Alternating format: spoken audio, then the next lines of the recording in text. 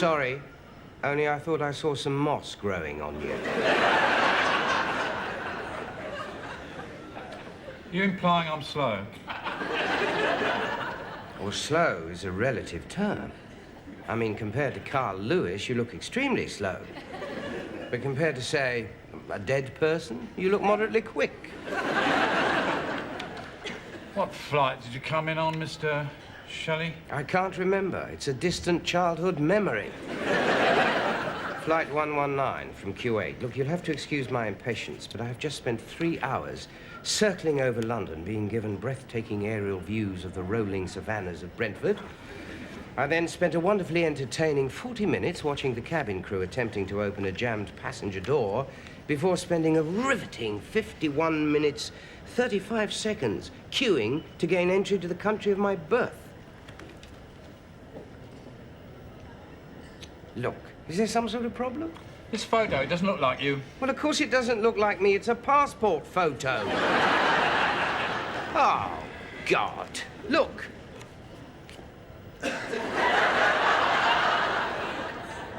Oh, yes, I can see it now. See, you've been away for some years, done a lot of travelling, Spain, Japan, the Middle East. What have you been doing? I have been teaching English to foreigners. They'll pay a lot of money to be taught English in their own land because they can't spare 20 years to come to England and queue at passport control. Only doing my job, sir. It's a security alert. How do I know you're not some crazed urban terrorist? You're not a crazed urban terrorist, are you? No. But I think I'm turning into one.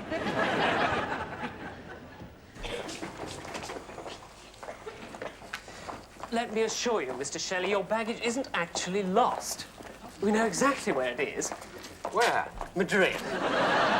But rest assured, it will turn up. So, if you give us a forwarding address... I haven't got one.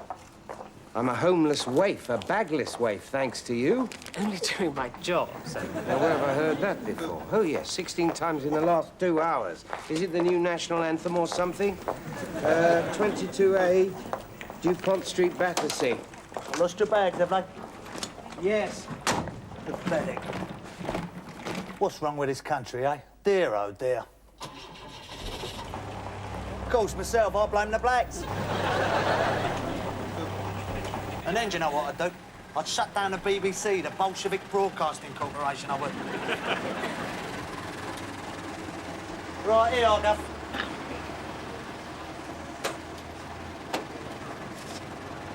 That'll be £14.50, please. Yeah, you find everything's changed while you've been away. Not everything. Here, do you know what I was before I became a cabbie? Political correspondent on The Guardian. I was a baggage handler. You want to see the thieving that goes on in those places? Well, I quit on moral grounds. There's a total moral collapse, you see. I blame Bernie Grant. I blame Anita Harris. Yeah. Big change. Right. Anita Harris? She's not black, is she?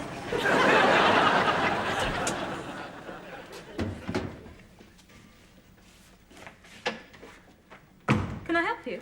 Yes, I'm looking to rent a flat. Right. Can I ask why you chose this accommodation agency? Well, I had a few epochs to kill at Heathrow waiting for my bags not to appear, and you were the first in Yellow Pages.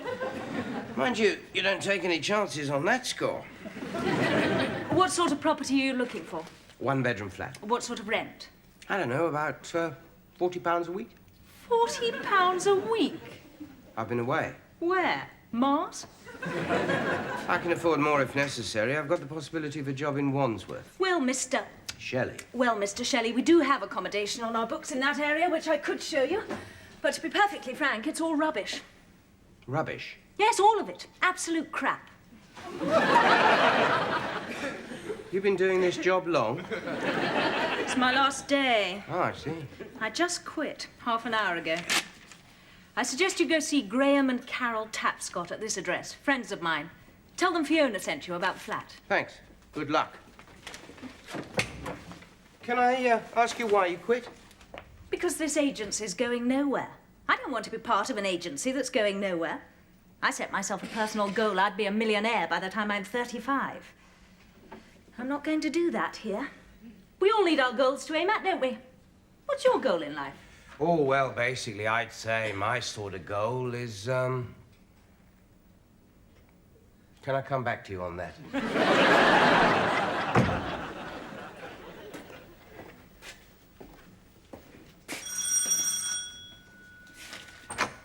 Yes. Yes. Can you hang on a second? Yes? Fiona sent me about the flat. Hang on a tick. Yes, it's very reasonably priced at 190,000, so I'll show you that property at 11. Then I'll take you to Angus Road at 11:30. At midday, we'll nip along to Temple Drive, south-facing garden, and lots of potential. And we'll finish off at Churchill Park. It's a new development, detached solar-heated houses with video cameras, security guards, and razor wire. I think you'll like it. Okay, lovely. See you Sunday, then.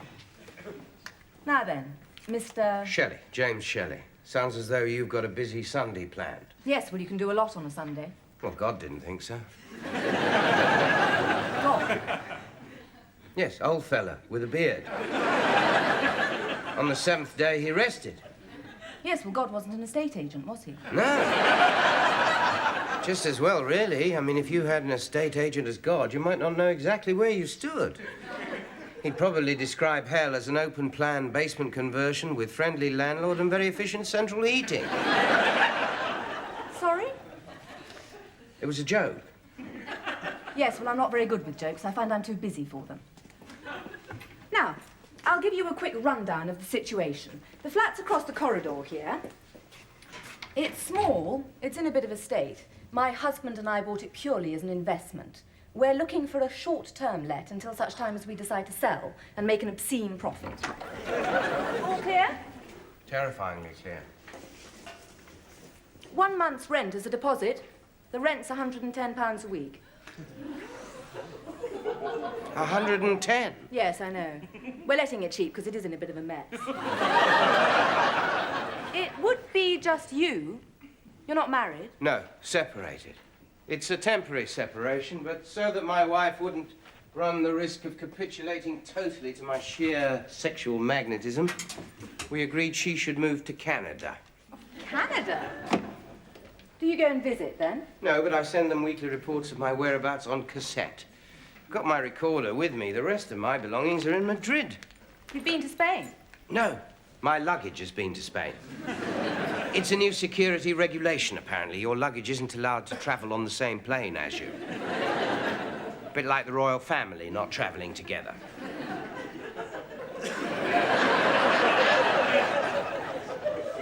That was another joke. Yes, I thought it must be. Do you know this area? Well, I used to know it a bit, but I've been away the last few years, teaching English in far-flung corners like Dubai, Taiwan, Kuwait, Japan. Japan fascinates me. I do admire the Japanese. Have you noticed? They seem to succeed at everything they turn their hand to. I wouldn't say the war was an unmitigated success. So are you going to teach English here? No, not much demand for teaching English here, except at Radio 1, and I don't fancy working with the mentally disabled. No, I've got the offer of a job not far from here. Someone I met in the Middle East put me forward for it. Hello. So I think maybe... This is my husband, Graham. Graham, this is James. He wants to rent the flat. Brill. Yes, only as a stopgap. It's a little dear for me. It's the going rate. I know, I'm obviously out of touch. I'd planned on spending around £40 a week.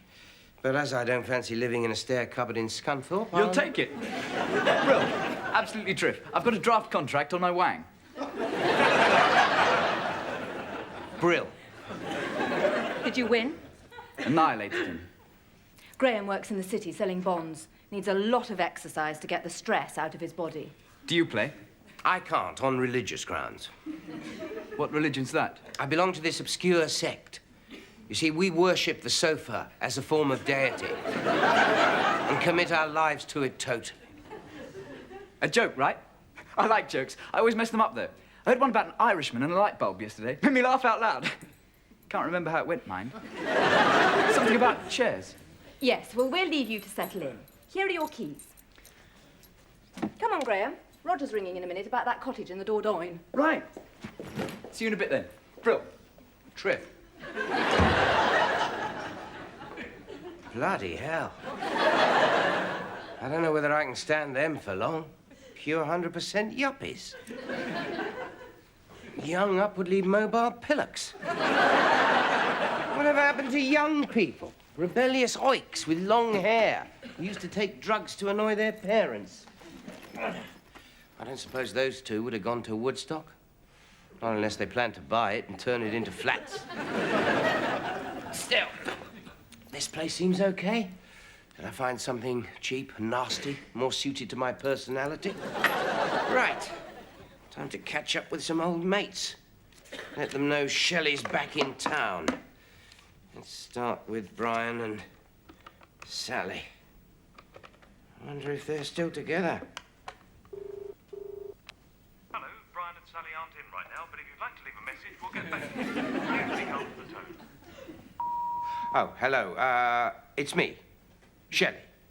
Well, I'm just phoning to say, well, hello, and I'll call you later, when you're in. Yes, okay, bye. What is it about answer phones that induce a complete mental paralysis and total lockjaw? Right. Who's next? Well, that's a bloody great welcome back, isn't it? Out of 16 calls, I got 9 answer phones. 3 impersonating Prince Charles, badly. 2 as Winston Churchill, 2 as John Wayne. 1 in rhyming couplets and 1 sung to a medley of tunes from Oklahoma. I've got 4 wrong numbers, 3 no answers, 2 faults on the line, 1 brain death case at Heathrow Inquiries, and 1 we thought you were dead from my father-in-law. I mean, I didn't expect to be met by Princess Diana, but... Oh, sit down, Shelley. Relax. Take the stress out of your body. Ah, British telly.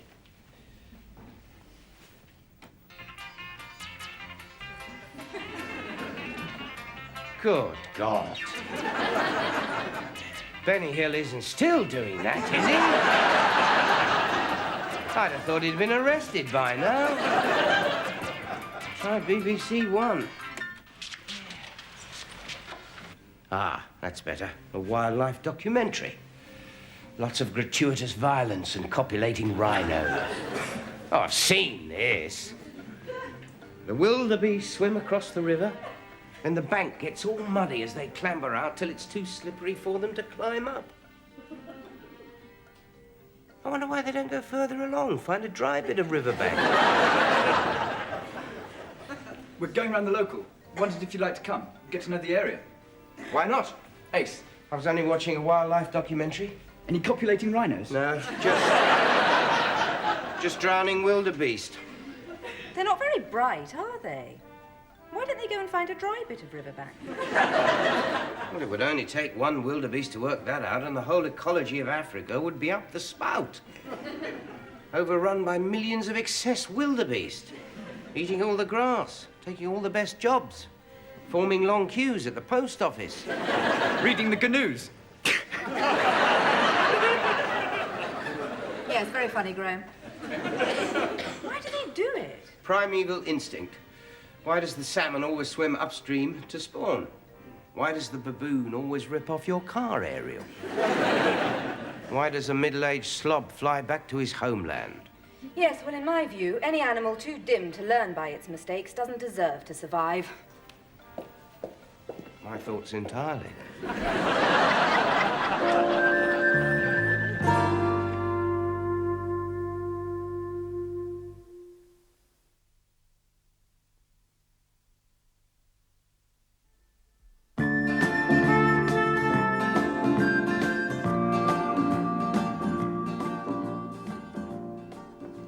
I hear what you're saying, Graham, but take it from me, old love. Gilt and unit trusts are your best bet. Or rubber. Get your money into rubber. Rubber's big money. Endless potential, well, thanks to you-know-what syndrome. I knew this fella. He went into rubber about a year ago, shot up... What an absolute prat. This place is full of them. It's Pratt Gulch. They've only got 2 topics of conversation, money and more money. I feel totally left out of this little discussion. I know nothing about gold GTIs, tax evasion, or Jonathan Ross, whoever he is. What do you think, James? Sorry? Do you think rubber's a solid investment option? Do you know I lay awake all last night worrying about just that? Tossing and turning. Will rubber go up or down? I didn't sleep a wink. You don't seem to take much interest in money. Well, why should I? It's never taken much interest in me. You must have put a bit on one side over the last few years. Oh, yes, I've got a bit of savings. Been on the road teaching English to rich foreigners. You know, key useful phrases like, I would like to buy Harrods, and can I join the Masons? Must have been interesting, seeing the world, working in different countries. Well, basically, all countries are the same the whole world over. Full of Germans. Have you noticed many changes here? Well, some things never change. I mean, basic scientific principles like Newton's first law of motion, which states that luggage always travels in the equal and opposite direction to its owner. But yes, I am noticing some changes. I don't remember places like this, for instance. Seems to be a lot more money around. At least there does here. Yes, economically, things have really perked up in the last few years. Lots of the more monolithic institutions have been privatised. This is a share-owning democracy now. Yes, my cabbie was explaining that to me on the way in from the airport. I think he's bought some shares in the Ku Klux Klan. They haven't gone public, have they? I haven't heard anything. You see, the ordinary working-class, bloke-in-the-street type person now has a personal stake in capitalism, and it's only just beginning. Well, I can't wait to get a bit of the action. In fact, I hear there's a big privatisation of a national asset next month. Really? I hadn't heard of that one. Oh, yes. BG. BG. British grandmothers.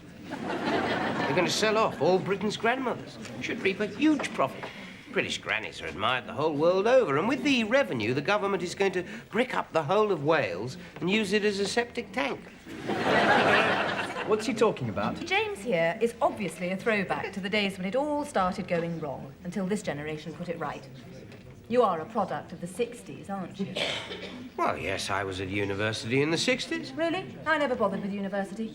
Such a waste of time. Of course it's a waste of time. That's what's so great about it. What were the 60s like? You all slept around a lot, right? Oh, all the time.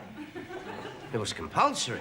In fact, if you slept with the same girl twice, they burnt your flares and banished you from the King's Road. But I mean, I've seen the films and things. It was all pretty permissive, wasn't it? It was Sodom and Gomorrah.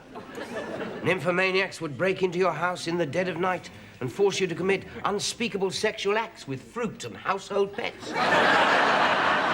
What sort of sexual acts? Don't pay any attention, Graham. You just consider. She's right again, Graham. Sorry.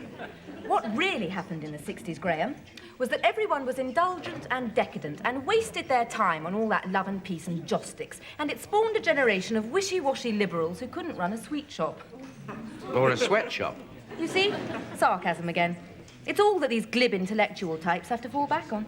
Shall we talk about something else? Yes, let's get back to the credit deals you can get on BMW. Now, it's funny you should say that, because a friend of mine knows a fellow in Edgware. He's not interested in BMWs, Gerald. He looks down on money. His generation are always poo-pooing wealth creators like us. Wealth creators? Yes. You're an estate agent. You don't create any wealth. You just take other people's. Let's change the subject, shall we? I do not just take other people's wealth. You do. You take it, and at best, well, most you do is just shove it around. Shove it around? Yeah. Like, a muck spreader. Now, I didn't go to university, so I'd just like to check I've understood you correctly. You are calling me a muck spreader. Am I right?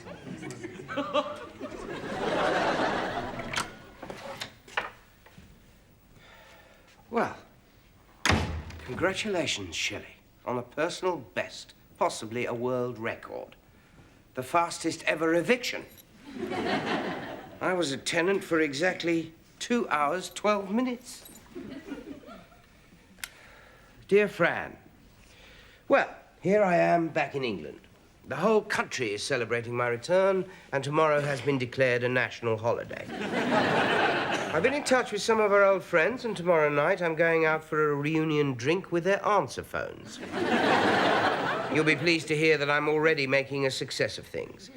I've succeeded in making myself homeless by calling my landlord a muck spreader. Oh, and I've discovered a cheap way you could go on holiday to Madrid. You simply book a flight to London, then climb inside your suitcase. Hi. Got a message from Carol. She says she doesn't think she should let her emotions get in the way of what is basically a business transaction, and she shouldn't have let your outmoded views get to her. There was something else, but I can't remember it now. Something about faded 60s hippie dropout. Yes, I think I get the gist, thank you. So, if you want to stay, no sweat. Trip. Brill. Carol's all right once you get to know her. She's just got a bit of a thing about some things, that's all. Like not going to university, for instance. She failed some O-levels once and never really got over it. You okay in here? Fine. Ciao. Ciao. A correction. I have not been evicted. Carol, the muck spreader, has spared me on the grounds that it makes her feel superior, which is fine by me. Carol is hard to describe. She's a sort of human version of Margaret Thatcher. Her husband, Graham, is a warm, affable enough type, friendly, energetic, full of beans, a bit like a red setter, only not nearly as intelligent. I hope you are well and happy. I'll record a message for Emma after this one. Lots of love.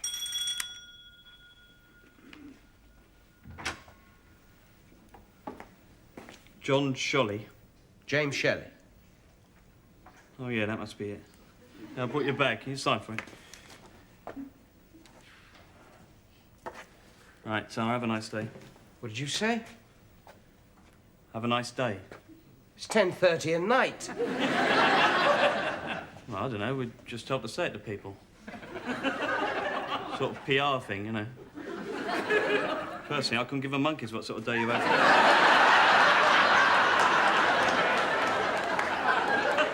Well, that's better. Good old-fashioned honesty. Yeah, cheerio. Yeah. Have a crappy old week.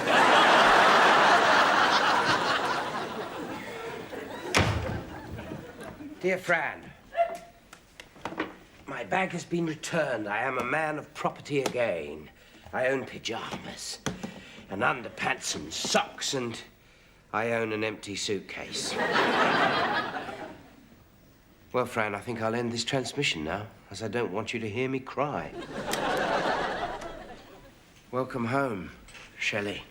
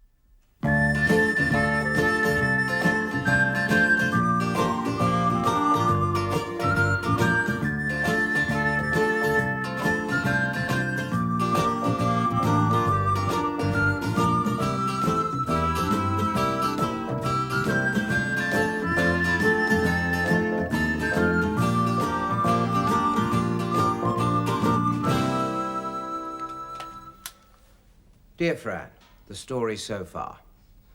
On Friday, I flew into London, while my bags flew into Madrid. They eventually turned up here devoid of contents, all my clothes nicked.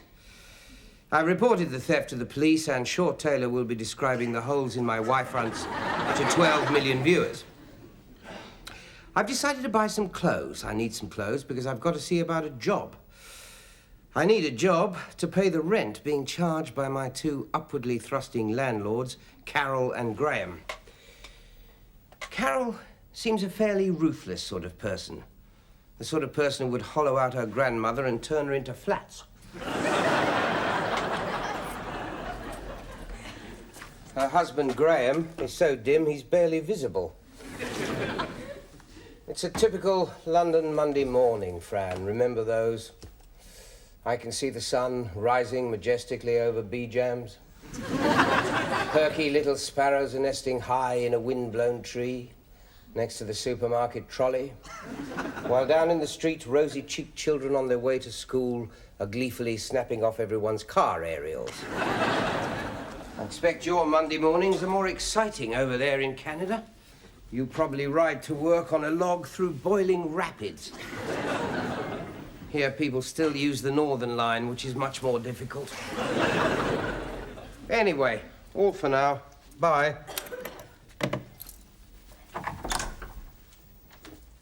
Morning, Carol. Morning, James. Up before midday. Is it a leap year? Actually, I'm going to see about a job. A job? I thought you intellectuals left all the jobs to be done by we grubby little drones. What sort of a job is it? Poet laureate? God of beauty on Mount Olympus? Not sure. A friend of mine, Dave, who taught English with me in the Middle East, mentioned me to his brother, who runs a club. What sort of a club? A seedy one, I presume, otherwise Dave would never have put my name forward. Well, that's true enough, I suppose. Carol, I know we got off to a bit of an iffy start, but I think you and I have got to have some sort of truce. After all, we are neighbours. So are Iraq and Iran. Besides, I rather enjoy our little sparring sessions. They put me in a nice, aggressive frame of mind for the working day. You're my sort of punch bag. Well, thanks. I wouldn't want to do Graham out of a job. Ha, very clever, Mr. Graduate Smarty Pants. Look at that. 2 miles in 10 minutes, 52 seconds. Pretty damn brilliant. I'm training for the South Thames Marathon next week. Gonna run 26 miles. Why? What do you mean, why? It's fun, relaxing. You should try running. It empties the mind. Can see that. I look relaxed, don't I? Free of stress, ready to face a day's dealing in the city and not worry about anything. See, the Dow Jones Index is down again. Oh, my God, it's not, is it? Graham, don't let him panic you. Could be the start of another crash. All the long-term indicators are healthy despite market fluctuations. I don't envy you, Graham, living at the mercy of the markets. And it's all computerized now, isn't it? One microchip goes on the blink, and the whole of Mexico's debt gets added to Belgium's phone bill. Wall Street panics. Nigel Lawson puts the entire British economy into the wife's name, and before you know it, financiers are plummeting past windows faster than turbocharged lemmings. I know. We're living on a knife edge. Graham, he is winding you up like a clock. Ignore him. I'll take the Golf this morning, okay? Right. Could you take it into the garage? Why? Well, some kids have just snapped off the aerial again. And you saw them do it? Why didn't you stop them? Honestly, Graham, sometimes you're such a... A wimp? I do have a vocabulary, thank you, even though I only went to a comprehensive. Damned kids. Should be taken out and shot. We've got nothing against kids. We're going to have some ourselves, aren't we, Carol? Yes, two. One when I'm 31, the other when I'm 34. I'm late for a viewing now. Bye, love. She's a very definite sort of person, your Carol, isn't she? Yes. Yes, she is. She's okay, though. She'll warm to you. She didn't like me at first. You'll see. You and her will end up as good friends. Yes. Boy's a moron.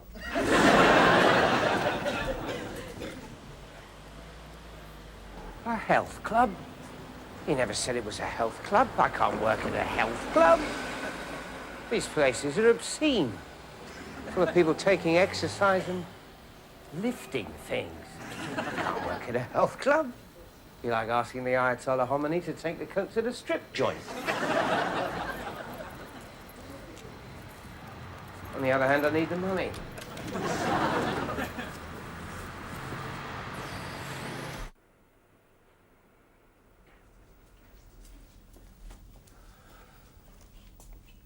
Can I help you? Yes, looking for Ray Eastham. You found him. Oh, your brother Dave told me to look you up. Said there might be a job going. The name's Shelley. Oh, right. Dave wrote to me about you. Put it down somewhere. Oh, yeah, here it is. Shelley is opinionated, gabby, sarcastic, cocky, arrogant, and smug. I think you'll like him. Pleased to meet you. Well, there is a job. Well, basically, this place is open 6:30 a.m. to midnight, and I just need someone to keep an eye on it in the evening. Basically, hang around and be friendly. Does that sound like the sort of thing that might come naturally to you? No. Oh. Do you like people? No. Do you want the job? Yes. Well, maybe. Please stop giving me the hard sell. Look, I'll tell you what. Why don't we do it on a trial basis? See if it works out. What would you say to £200 a week? Well, I'd say yes, please. Right. I'll show you around. Through there's the main gym. Always supervised. Some of the guys try a bit too hard and end up with rippling biceps and crippling hernias. Through there's a smaller gym. And through here the saunas. Okay.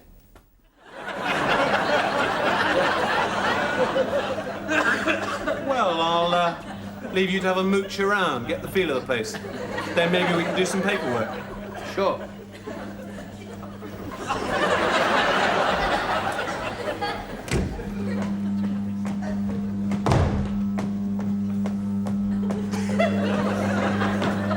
Excuse me. Excuse me. Can I help you? Well, is this the latest in sportswear? And I can't see it catching on personally. I mean, I can't envisage Ben Johnson bombing past Carl Lewis dressed as a giant chicken. Sorry? The costume, well, it's not exactly aerodynamically designed, is it? No. It's about as comfortable as a barbed wire truss and sweatier than a sumo wrestler's jockstrap. I'm the vicar, by the way. St. Peter's round the corner. I'm practicing for a charity marathon to save the intensive care unit at the local hospital. Got to run the marathon in this, so I'm getting used to it. You mean you're going to run 26 miles dressed as Colonel Sanders' worst nightmare? Well, you have to wear something ridiculous in order to get publicity. And it's the publicity that sells the advertising space. You see? You've seen the London Marathon. Lots of runners dressed like Trassocks, pantomime cows, waiters carrying trays of drinks, hordes of Gurkhas taking it seriously, page 3 girls in bras and suspenders, men in bras and suspenders, Keith Harris and Orville, Jimmy Savile. There's a lot to compete with for attention on these runs, so I've gone for a giant chicken. You've got a bit of room left down by the parson's nose. Oh! Yes, must sell that. Bit undignified, isn't it, for a man of the cloth? It's no more undignified than last year. I had to sit for 2 days in a barrel full of trifle.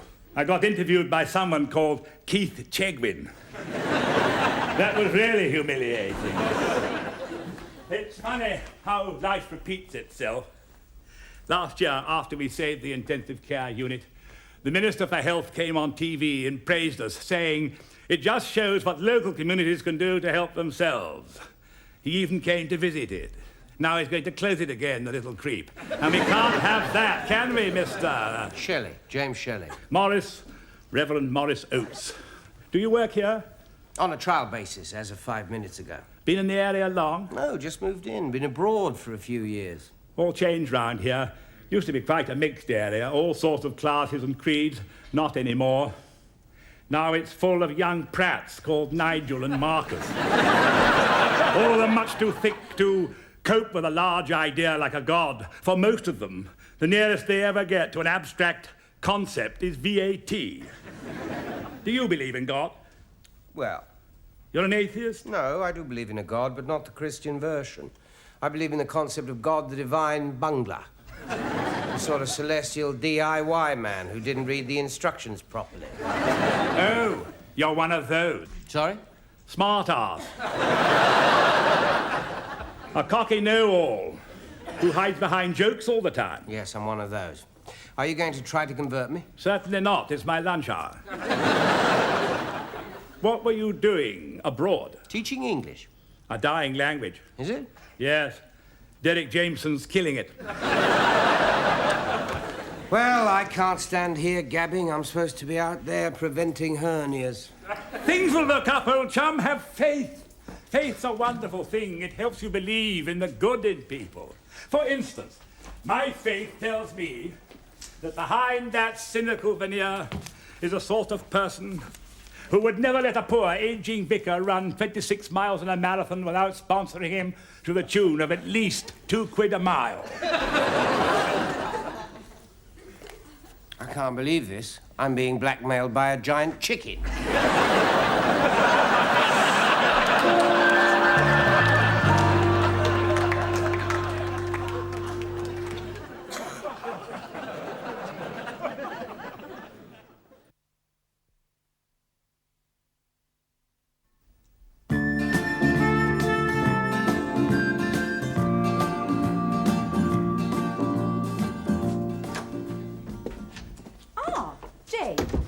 How did the job go? Fine. What's the place like? Health club. Not the Westville. Yes. We're members there. Yes, I thought you might be. You wouldn't like to sponsor a vicar, would you? He's running in a marathon to save an intensive care unit. Apparently the whole of the NHS operates on that basis now. Casualty is rushed into outpatients. He needs an emergency operation. Quick, nurse, there's no time to lose. Round up the night staff, organise a bed race. Ha ha. It just so happens that subsidised medicine is a very old-fashioned idea. The health service should pay for itself. I agree. The NHS could finance itself easily, couldn't it? I mean, no new kidneys until you've sold Dewhurst the old ones. Get Polo Mints to sponsor hole-in-the-heart operation. Floor gallstones as designer jewellery. Someone's got cervitis stance, shove a drink in his hand, hire him out as a cocktail shaker. Most lucrative of all, when you do a brain scan on a Sun reader, charge a search fee. Yes, well, you may sneer, but the plain fact is that more and more patients are going private in response to market forces. Like pain and agony. What do you think, Graham? Well, it's a complex issue. There are lots of different ways to look at it, aren't there? That's my opinion. Careful, Graham, you don't want to be too controversial. Put me down for 50p a mile. He's also selling advertising space on his costume. He's dressed as a chicken. Then he'll probably only get a paltry amount. I don't think I want to advertise Tapscott estate agents on a chicken, thank you, Shelley. Pity. Most of the other local estate agents have taken space out. It's a pun, you see, on paltry. Yes, so it is, Graham. This, costume... Yes? Is there any room left on it? I know just the place. It looks very fetching. This Tapscott woman, is she a pushy type, about 27? I think I've met her, made an offer for the church once. That'll be her. I got the feeling she wanted to fill it with water and hire it out to surfboarders. Good job the church commissioners didn't get to hear about it. They'd probably damn well sold it to her. You sure you're going to finish this marathon? Got to. If I can go the full distance, I stand to raise £100,000. That is the difference between the unit closing and remaining open. And we've got to keep it open. Otherwise, there'll be nothing for the minister to close next year. Exactly. What about London? Do you want to stay? Not sure. While I was away, I used to daydream about London. The view from Waterloo Bridge, the lake at Regent's Park, the pigeons in Trafalgar Square. But I'd forgotten some of London's hidden joys.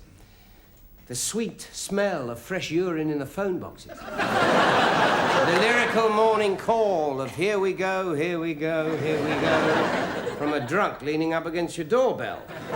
The quaint old-fashioned charm of someone with the word hate tattooed on their forehead. I knew a vicar once who had the word love tattooed on his left arm. His arm went septic. He nearly died.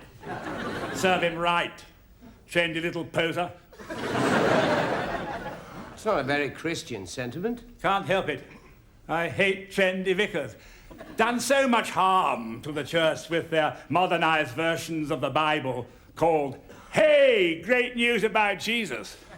Worst of all, these wishy-washy liberal debates about Scripture.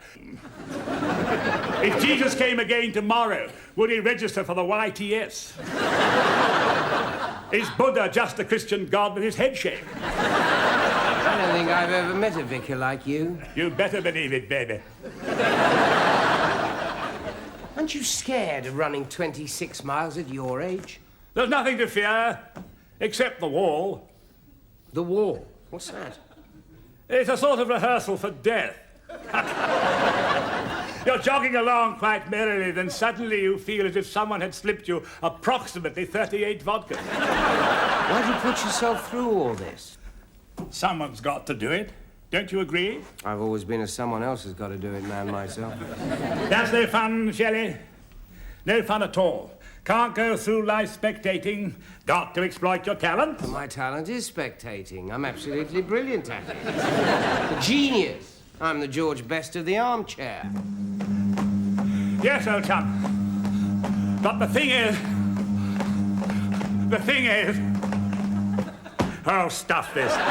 Let's go round to the pub. Spoken like a true vicar.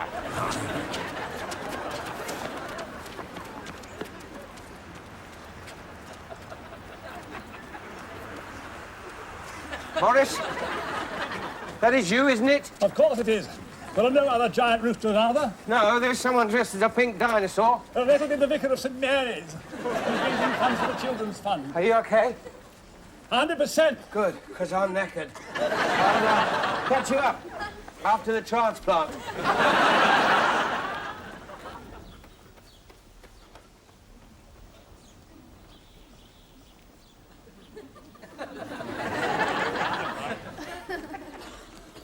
Morris? Morris, are you okay? Couldn't be better. Dropped a long way behind. I'm staying clear of the pack so I can time my final burst to perfection. Oh, right. No sign of the wall, then? No, mind you. The funny thing about the wall, you can be jogging along quite comfortably when suddenly, without any thought... Morris! Morris! Just taking a little breather. Morris, be sensible. You've done 17 miles. You've raised a lot of money. I need to finish. 26 miles equals £100,000. Morris, you can't go on. Nothing's that important. Beg to differ, my old chum. Oh, please, Morris, pack it in. The Reverend Morris Baldwin Oates never packs it in. I feel much better after that little rest. You're not by any chance related to Captain Oates, are you?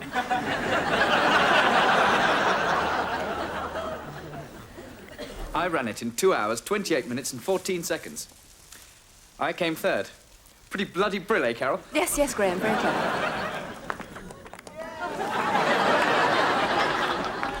Carol, can we go home? I finished 3 hours ago. I want to see if my advertisement finishes. It's Morris! Hey! Come on, Morris! Still can't see my ad. Perhaps it's on his back. Come on! No use. The cameras are pointed at his front. It doesn't look very well, does he? Come on! Come on, Morris! Come on.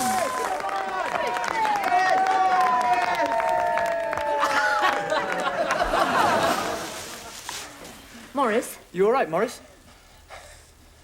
It's Shelley. Brill, James! Bloody trip!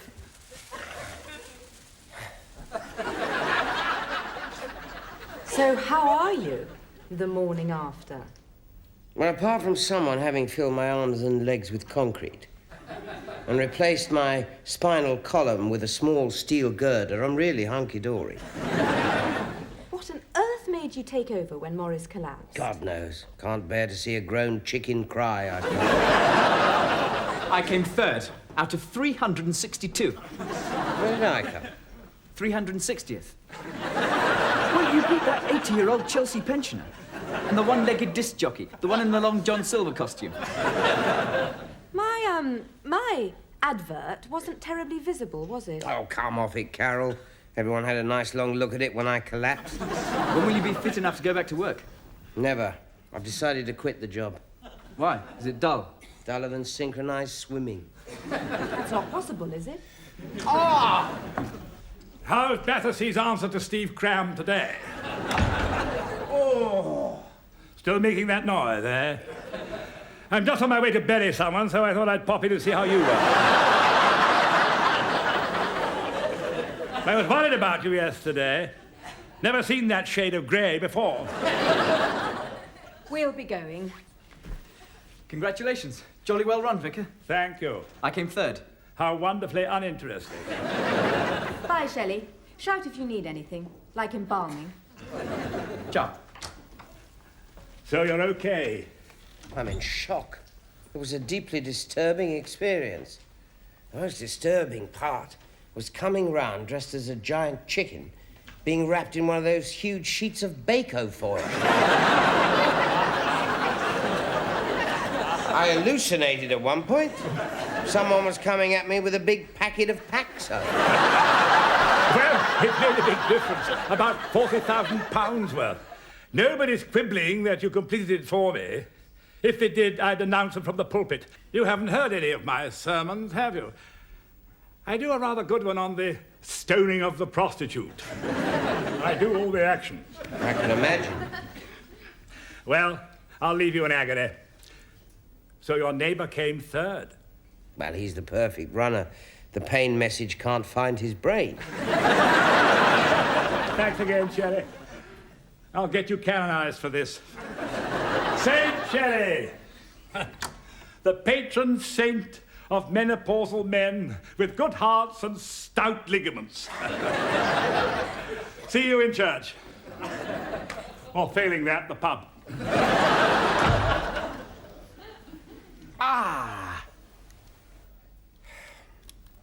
Dear Fran, something terrible has happened.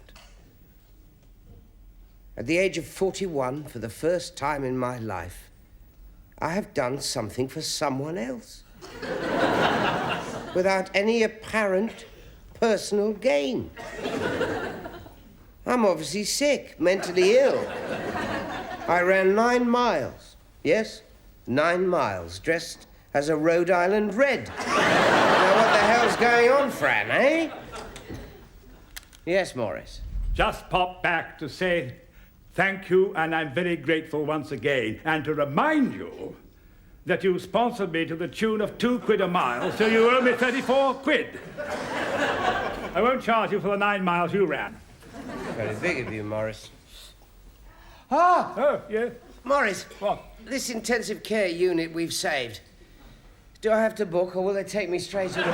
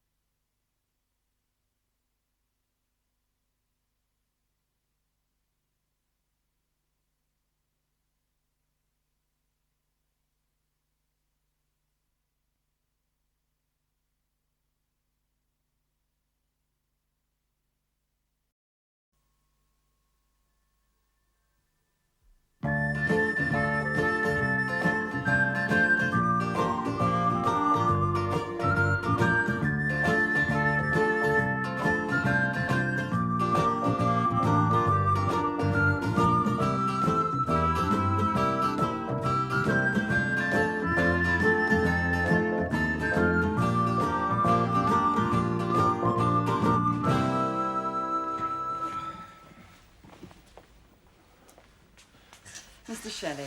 Yes. How was the holiday? Sorry?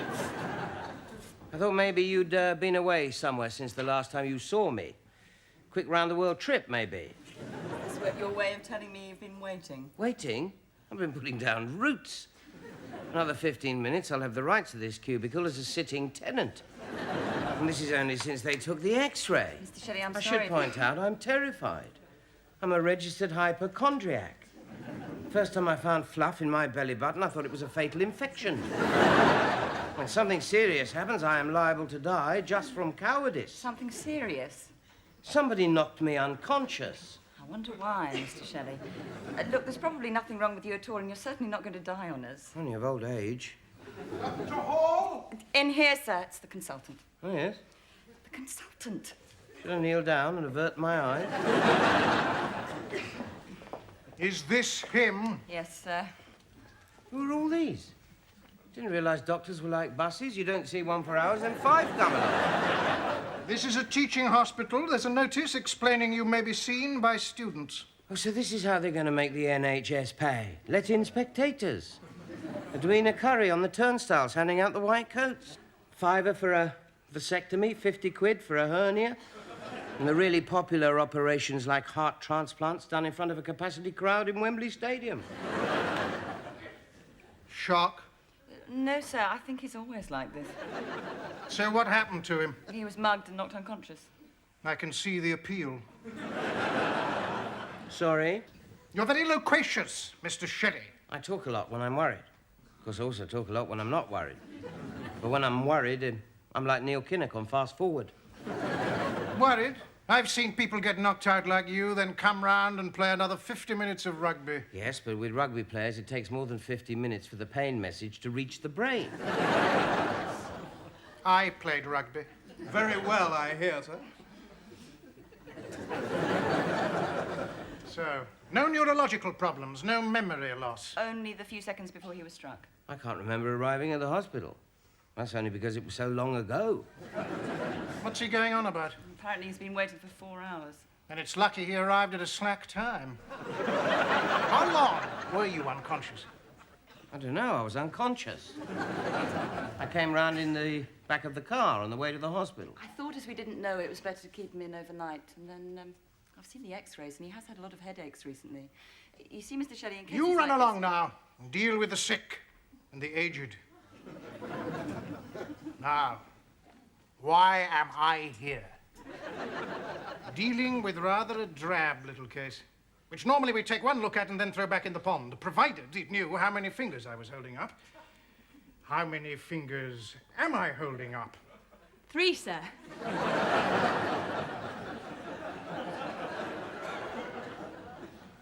I was asking the patient. 3. Tell me, what is wrong with this man apart from him talking too much? Fractured skull, sir? Is it one of those eggshell ones that just cave in at the slightest knock?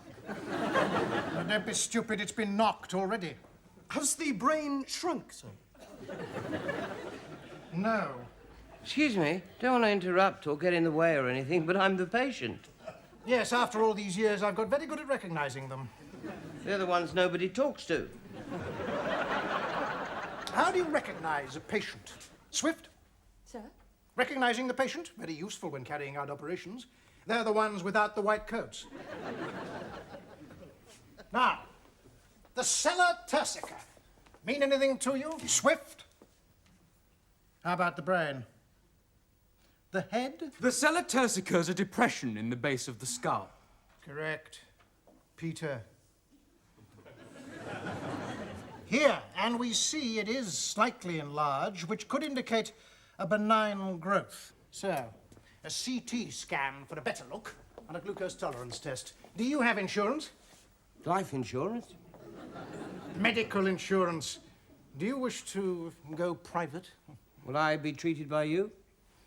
Oh, yes. In that case, I'll go NHS. I'll see you again tomorrow. We're keeping you overnight for some tests. Goodbye. Yes, but what exactly is wrong? Come along! There's no need to worry, Mr. Shelley. It's Come on, a hepatitis case who's turned green instead of yellow. Probably heard you were coming.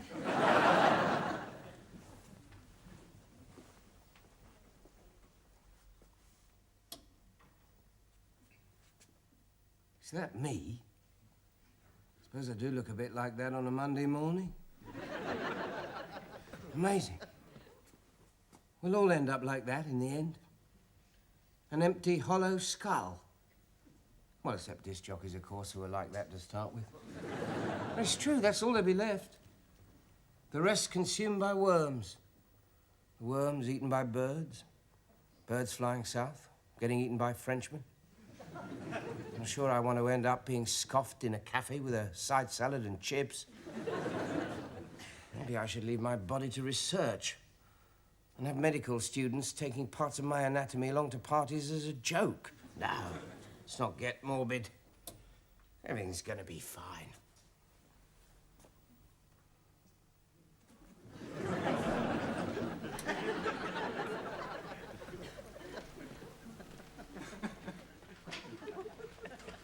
Did you sleep all right, Mr. Shelley? Fine. Apart from abject terror and not having a pillow. Couldn't you have rolled up a towel? No, because I don't have a towel either. Oh, Amazing there's any beds, really. you said it. I'll pop over to Children's Ward. I think they've got some cushions you could use. Do you do that in operations? We're all out of scalpels, but I'll nip over to the kitchen and grab a potato peel. Oh, dear, the resuscitators are on the blink again. Hold it while I back the car up to the window and stick the jump lead through. You should be keeping quiet in your condition.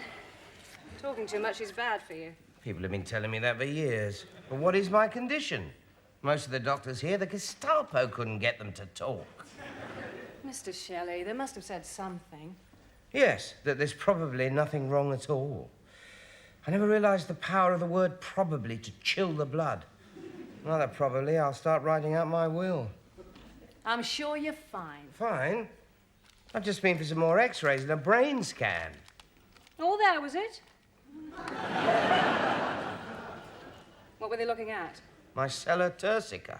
Oh, I can't help you there then, I'm afraid. We haven't done that bit yet. But you're probably almost certainly fine. Now, I'm just going to take some blood. With that, I'm not going to use my teeth. just like to say, I am 100% behind the nurses. Get someone on the wrong end of a hypodermic, and they usually are. Give me the Minister of Health in this bed for half an hour, and we'd soon have nurses' pay sorted out.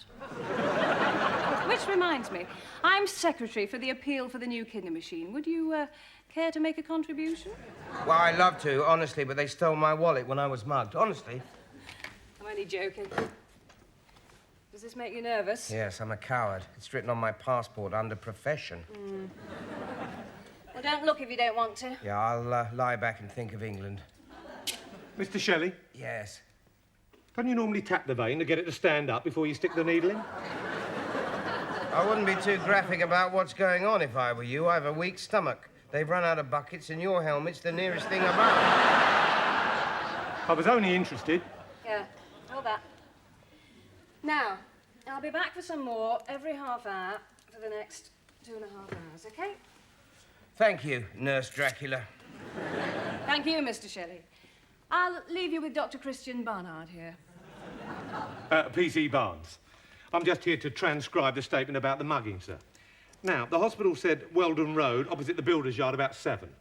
Yes, well, I'd just been down the pub for a quick drink. Oh, so you'd been down the pub, sir? No, I wasn't drunk. I'd had 1 pint of some chemical lager with a silly German name that couldn't knock out a gnat. In fact, was probably produced by a squadron of incontinent gnats. I'll just put down you had 1 pint. Now, what exactly happened? Well, I heard running footsteps behind me, saw this large figure loom out of the dark, and I woke up in the car on the way to the hospital with my head feeling as if it had been sat on by Robert Maxwell and a couple of sumo wrestlers. I see. And what exactly was taken? My wallet. Ah. With how much in it? About £3.50. £3.50? Not his lucky day, was it? What do you mean? Well, he goes out, takes a chance, mugs someone, opens up the wallet, £3.50. Hardly pays his cab fare home. Oh, thanks a lot. Glad to see whose side you're on. Next you'll be charging me with grievous bodily poverty. Going unequipped to be mugged. Not at all, sir. Now, what else was in the wallet? Checkbook? Bank card? No. Service till card? Credit card? No. What, no credit card? I'm sorry, I probably spoilt his weekend. My entry will get taken out of the Good Victims Guide. No, I just meant, how'd you get by without a credit card? I barter with beads and mirrors. And there's also this old-fashioned commodity I have known as cash. Well, not very often, as your mate the mugger found out. Now, I'm not really taking the mugger's side, sir. It's just that a good copper likes to see everyone's point of view. Yes. Well, normally I'm all for shy, retiring policemen whose brains haven't shrunk in the wash. I ain't just been mugged. I was looking forward to a good old-fashioned, big-booted, low-browed, hanged a lot of 'em sort of rozzer. Well, I'm sorry, sir. It's just not me. It's just because I've got an interest in medicine that I'm here on the croc run. The croc run? The hospital rounds. You see, I've always wanted to be a doctor, but they always insist on all these academic qualifications. I think it was much better in the old days when they put more emphasis on practical skills. An eye for a good leech and a steady sawing arm. Well, I'm hoping when they privatise things, they'll relax the rules a bit. Well, I'm sure whoever puts in the lowest tender. There'll be car mechanics doing minor operations. You've had a real cowboy working on this pelvis. I shall have to do a hip replacement. It'll be a few months. You just can't get the parts. Well, there's no need to take the mick. I've done a lot of studying on my own, you know. If ever I was caught in a blizzard with an appendicitis case, I could do it. I could take the appendix out. I practice on the wife. Not the operation. I just tell her what's wrong with her. And I'm always right. What's wrong with you, for example? It's a state secret. Really? They won't tell me. All I know is my sella turcica is enlarged. So, they found something odd on the X-ray. They've kept you in overnight. They've given you a brain scan and a glucose tolerance blood test, right? Right. It means they're worried the pituitary gland is enlarged, indicating a benign growth in the brain. I bet you feel better now you know. Over the moon. It's very rare, so you probably haven't got it. And even if you have, you'll probably be all right. 2 probablys for the price of 1. I can see what a wonderful doctor you'd make. Sorry to interrupt, Mr. Shelley, but I need to take some more blood. Oh, it's all right. This is for the appeal. I think he's fainted.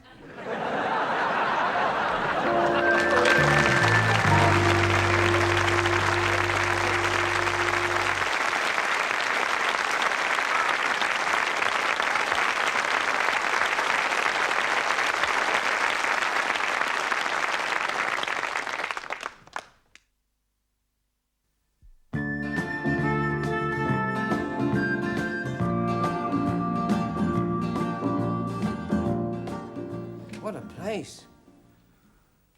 Patients next to me are trappists. The nurses carry giant hypodermics. Consultant learned his bedside manner from Dr. Crippen, and the only person who knows what's wrong with me is a policeman. And with him around, you wouldn't dare have a nap. By the time you woke up, he'd have opened you up and whipped out your gallbladder for practice. I hope I haven't got anything serious. Still so much to do. Mountains to climb, novels to write, the milk to cancel. Suppose I should devote my final moments to serious questions. Is there a heaven? Is there a hell? And if so, is it worse than Brent Cross Shopping Centre? Or perhaps there's reincarnation, and if you're really bad, you come back as a Pekingese. Or an Austrian. Anyhow, no need to worry. Everything is going to be fine. Probably. Shelley, someone to see you. Some friends of yours, Mr. Shelley? No, my landlord's. You see? What? I said to you, if you walk near that council estate after dark, you'll get mugged. Thank you. I can see I'm going to get out of hospital, come home, and find a foot-high banner across the street saying, "I told you so." I'm sorry. How are you feeling? Much better. Oh, that's all right, then. I can be rude to you as usual. Carol's right, though. Street crime's a terrible problem. Some chap at work not only got mugged, he had his filofax taken for ransom. Did he pay? Oh, yes. They were burning a page every day and sending the ash to him. How traumatic. Anyway, sit down. Or have they run out of chairs as well? No, amazing. There's a couple there. A bit rough and ready here, is it? Yes, and everything you've heard about the hospital food is true. I'm thinking of stealing that bloke's nil by mouth sign. You should have gone private. But me, I can't afford it. They say the medical treatment you receive on the NHS is just as good. So what you get from going private? Laura Ashley floral pattern bandages? Turbocharged wheelchairs, Gucci designer bedpans? Don't be ridiculous. Hospitals have to react to market forces like everything else. There's no room for lame ducks. Just see you in the Crimea War. Lucretia Nightingale, the lady with the arsenic. When will you be getting out then, James? Yes. When will my taxes stop paying for you to be here? Well, I don't know. The bump from the mugging's fine, but they found something else on the x-rays. Something serious? Well, I don't know. It could be. Depends how the tests come back. So what's the consultant say? Absolutely nothing. So who told you? Well, the policeman who came to take my statement. A policeman? Yes, well, he knows a lot about medicine. Now, let me get this right. You're getting worried because you were told it could be something serious by a policeman. Well, it's not just the policeman. There was something wrong on the x-rays. I'm not making this up. I believe you, James. Remember Barney? We visited him in hospital. He looked just like James, then a week later it was down the crematorium. What? I think you're worrying him. Am I? Do you know what really worries me about hospitals? No. That all the doctors were once medical students. I mean, have you ever seen a sober medical student? And then the chap you last saw standing on the bar with his trousers round his ankles, singing Land of Hope and Glory while eating someone's pet goldfish is next to your bed saying, "No need to worry, Mr. Tapscott, we'll have you fixed up in no time." Exactly. It's all sober and sensible, and everything will be all right, Mr. Shelley, until you get knocked out by the anaesthetic. And then suddenly it's out with the party poppers and the extra strong cider and the goldfish, and it's I bet you a fiver I can do this bypass with a can of lager balanced on my head. Don't let them have to operate on me, please, God. I thought you were an atheist. There are no atheists in an NHS hospital. Now, don't be silly. The medical standards are still very high. Do you know what you need? A bit of exercise. Take up running. You'd stay so much more healthy. Oh, don't be a total pillow, Graham. He's in hospital with something wrong with his head. How is running going to help that? No, Graham's right. If I ever get out of here, I'm going to lead a healthier life, take up a sport. You mean you'll jog between the bed and the sofa? No, seriously. I shall stop living off oven-ready chips, pot noodles, ice cream, spend less time down the pub, grow my own vegetables. Where? In the living room, probably. Still hasn't vacuumed that carpet. Yes, and I must start doing that properly. I've got to organise my time, achieve something with my life. Are you sure that blow on the head didn't affect you? No, I've been thinking. It did, then. I mean, if I kicked the bucket now, what would I leave to the world? 3 weeks dirty washing and an overdue library book. I know what you mean. Don't you start. A born-again lodger's bad enough. I don't want a husband going off to a commune full of unemployed Buddhist lesbians to help knit music. But he's right. What would we leave behind? As long as he leaves me the rent behind, I don't care. Perhaps I should get involved with a charity. Shelter or Oxfam or Help the Aged. Help the aged? The only way you'll get involved with them is as a victim. You're sounding like students in the 60s wandering around whittering on about finding themselves, when most of the time they were so stoned they couldn't even find the door. Listen to Lucretia. Ah, Mr. Shelley. Someone's come to see you. Are these your relatives or your social workers? My landlords. I'm afraid I've got some bad news. You're a terribly dull case after all. You must have been born like this. I mean, there's nothing wrong with me. No. It must have been the X-ray, or perhaps I forgot my glasses. Nothing wrong with my brain at all. Nothing that I can help you with. Go home. There you are, Mr. Shelley. I told you there was probably... Come on, let's see what colour our hepatitis case is today. All that, and it turns out you're fine. I'm sorry to be a disappointment. Anyhow, I was knocked unconscious by a hulking great mugger. I do know what James was going on about, you know. I mean, what are we all doing? Just working and stacking money away?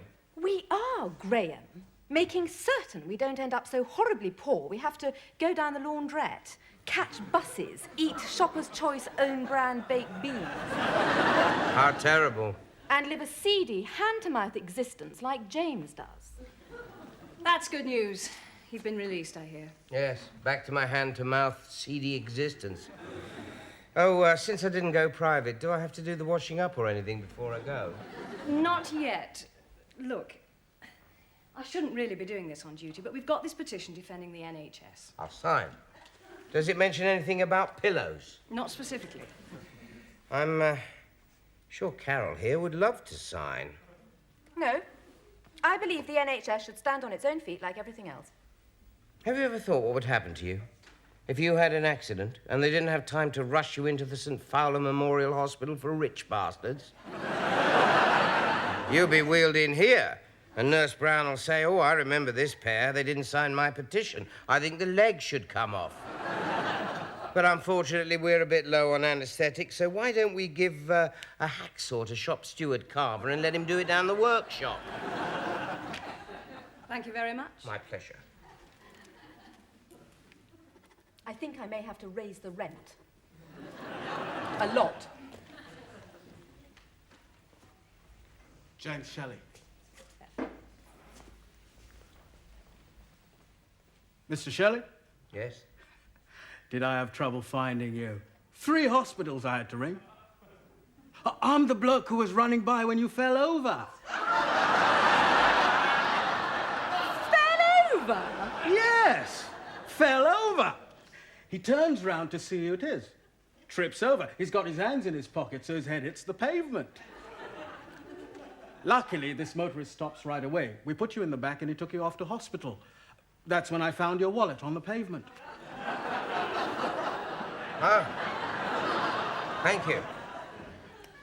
I thought he was big when he came up behind you. Same size as now. Unless I've shrunk in the rain. I hope everything's there, by the way. There was only £3.50. And I couldn't find any credit cards. No, that's all there is. So you're all right? Well, I'm about to have the mickey taken out of me mercilessly, but apart from that, fine. Oh, good. I can't stop. I'm on a training run. Yeah. Good luck. Thanks again. A hulking great mugger. Joggers look bigger in the dark. You great wet wimp. Anyway, you can say what you like. It's just hit me. I'm all right. I'll take you two for a drink. Is that a good idea? An excellent idea, I'd say.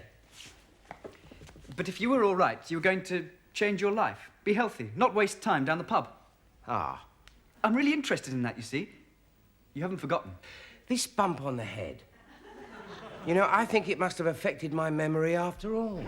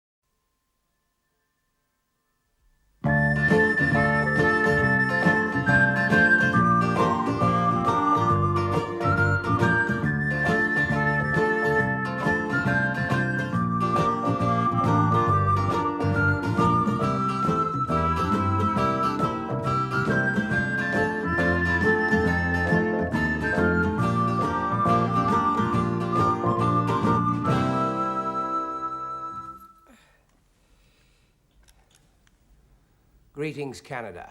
This is London calling. Hello, Fran and Emma. Thank you for my birthday card and Emma's little joke.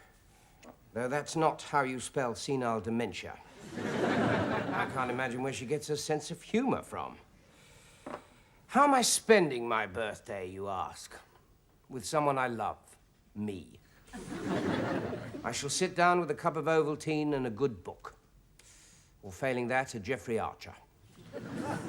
It came with a flat, rather like a Gideon Bible. My landlord, Graham, thinks he's a bit like Charles Dickens. I agree. Neither of them have written anything good in the last 50 years. As you may have gathered, I don't feel entirely at home back here in Britain. In fact, I feel rather like some prehistoric creature they're about to stuff and stick in the Natural History Museum between the Brontosaurus and the flared trousers. That was someone at the door. I think it must be the self-pity squad come to get me. So all for now, from your bitter and twisted ex-spouse.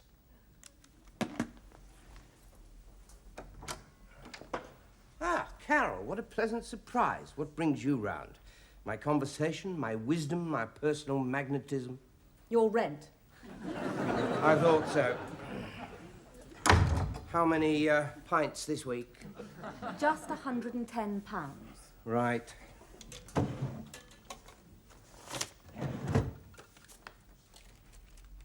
$100. 105. 109. 109.75.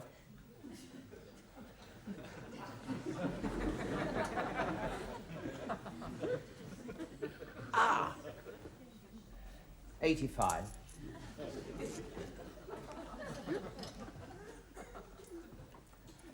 $110. Thank you, Paul Getty. By the way, I met some of your other tenants last week. Oh, yes? Under the railway bridge by the embankment. Apparently you only charge £40 a week for each cardboard box. Oh, very witty, very devastating, very sarcastic. But tell me this.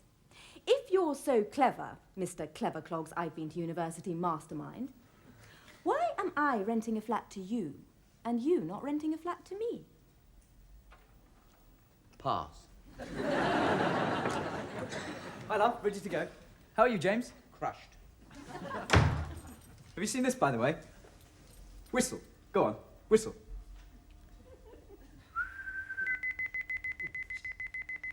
Isn't it brill? Triff, fat and soup. You see, if you lose it, you just whistle and you can find it. Hide it somewhere. Go on. I think we're a little too old for party games. Well, in James's case, a lot too old. Now, come on, Graham. Right here. Oh, when's your birthday? Today. It's 9 o'clock. Why aren't you out celebrating? I'm mourning the passing of youth in dignified silence. Eh? He means he hasn't got any friends. You have? Well, everyone I rang up was either working late in Geneva on business or having a nervous breakdown. A breakdown? Yes, friend of mine. He'd got a job working in the city, but the crash was too much for him. For some reason, he became convinced he was a vacuum cleaner. Went crawling around the stock exchange floors, sucking crumbs off the carpet. Well, in the panic, no one thought this was odd until he tried to plug himself into the socket and nearly blew the fuses on all their new technology. Probably knocked another 10 points off the index. Exactly. That's all it takes. We're living on thin ice. We are. I mean, all it needs is a mouse gnawing through a computer cable and it blowing up. Or Nigel Lawson gnawing through a trifle too many and him blowing up. And down it goes. Terrifying. We're living on the brink. I thought we were living on thin ice. Graham, don't let him wind you up. We've got to meet Gerald in the wine bar. Yes, all right. Anyway, we can't leave James here on his birthday, can we? Well... You must come for a drink with us. I won't take no for an answer. Oh, come on. After a couple of drinks, you two will be the best of friends.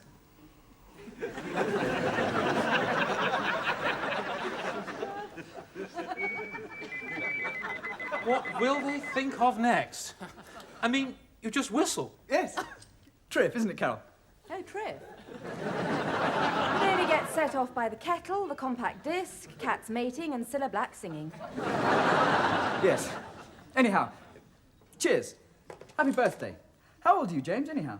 42. But I don't feel a day over 79. 42. I'm planning to have retired by then. Are you thinking of that yet? You can't really retire before you get a proper job, can you? Well, you see, I'm doing it the other way around. Have the 30 years retirement first, while I'm still young. And when I'm 50, I plan to enter a dynamic career suited to my talents. Road sweepers may well have been replaced by machines. Has he been saying things about estate agents again? Oh, no, they're fine. Auntie James. So, what did you get for your birthday? A drawing of a moose. Oh, how nice. No, seriously, Carol, old love, I was reading in the FT that since paintings have shot through the roof, prints and drawings are going to be the next investment to really appreciate. Is it original? It's from the North Winnipeg Elementary School of Drawing. It's for my daughter in Canada. My wife lives there now. Most people try separate bedrooms. We're trying separate continents.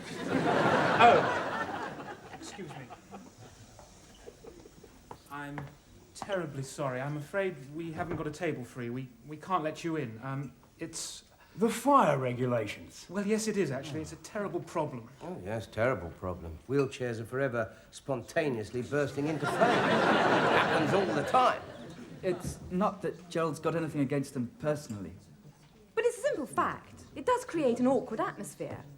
It puts the other customers off. Oh, so you don't let anyone in who puts other customers off? Presumably there's a sign on the door. No nose picking. No removing earwax with a matchstick. Customers are requested to go outside before passing wind. It's so easy to be all clever and critical when you're not running a business. I think James does have a point. But then so does Carol. Careful, Graham. Don't overcommit yourself. What surprises me is that you're willing to stay and drink the wine of people who lack your incredibly high standards.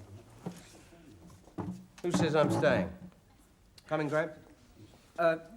Well, perhaps, you know... I'll come back to you in a couple of decades when you've decided. I'm sorry, there really is no option. You off? Yes, if he goes, I go. Oh, God, a bloody do-gooder. Oh, thanks. Thanks a lot. Come on. I know where we can get a drink.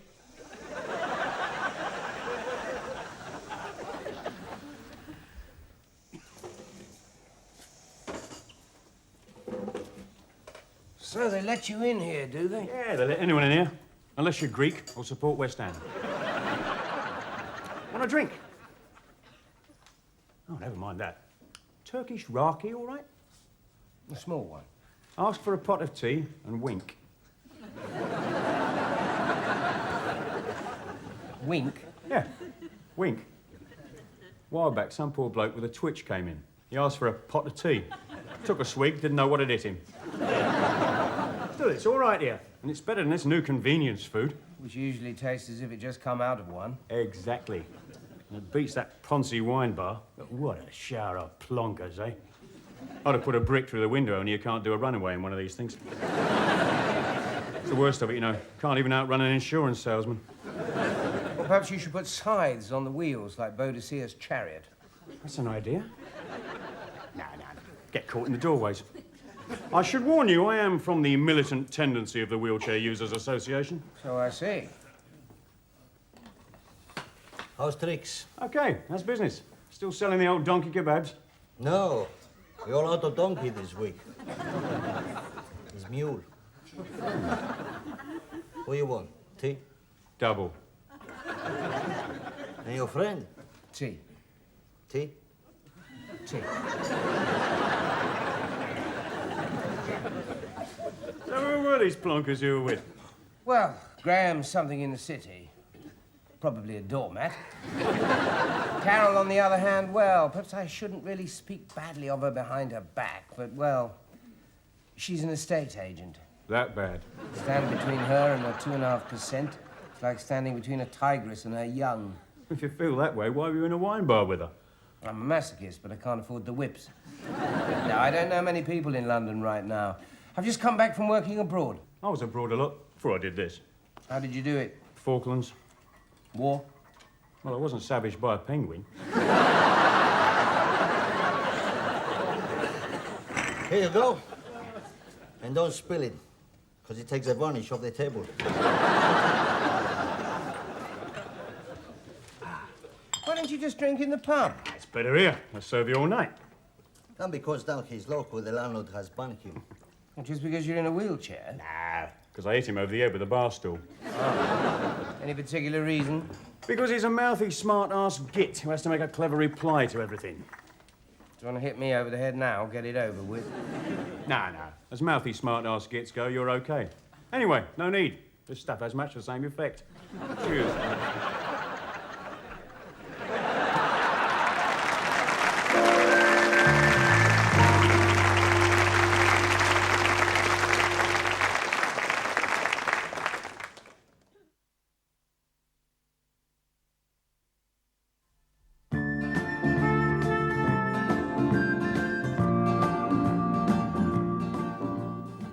More tea. So where have you been working abroad, then? Oh, just about anywhere they need to learn English. Japan, the Emirates, California. There, they really do need to learn English. California. What brought you back? Californians. I thought Los Angeles was all champagne and roses. More like 7-Up and herpes. Mind you, now they've all become born-again Christians.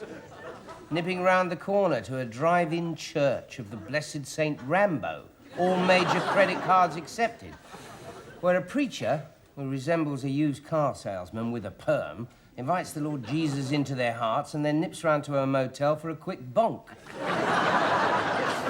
Yeah, odd people, Americans. Often wondered how a nation that thinks Tom Jones can sing manages to be the most powerful on earth. Don't talk to me about Americans. He wasn't. 25 years I lived there. Is this as a punishment? Yeah, for marrying a Texan. GI bride I was. He said his father was in the oil business. Turned out he'd got a quarter share in a filling station. Turned out he wasn't even handsome. Phoebe, you must have known that before you got to Texas. There had been a lot of air raids. I'd mostly seen him in the blackout. Mind if I join you? Oh, looks as though you already have.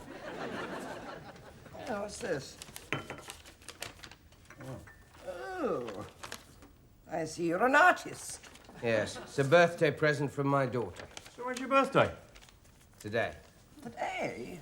Oh, I see you're celebrating in style. How about some tea? All right, but no tea. They had the police in tonight. They've stopped you serving it? No, they drank it. I think it must have been the Oliveri impersonation squad. I've got nothing left. Well, the pubs are shut now. I suppose that's it. Oh, but you can't go home yet. Not on your birthday. Come back to my flat, both of you.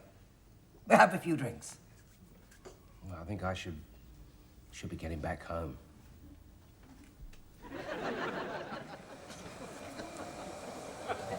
Want to sign the visitor's book? No, it's not compulsory. It is a little rough round here. A little rough? It's like walking through West Bay Route back there. Does this belong to a dog, or is it the remains of the milkman? Postman Pat was working here. He'd need to carry a Kalashnikov. Thanks. Oh, let's save the old feet a bit. It's alive. Soon won't be. Hey, it's only a girl. I was waiting for Dennis and Paul. Do you know when they're getting back? Oh, not for a while, love, unless they escape. They're doing 6 months in Brixton Neck. You a friend of theirs? Not exactly. They said I could stay if I came up to London. I met them in a pub when they were down in Bristol a few months ago. Oh, yes, they were doing a jeweller's. I never knew they were like that. Well, you must be about the only person who didn't. Well, I suppose you might as well come in and have a drink.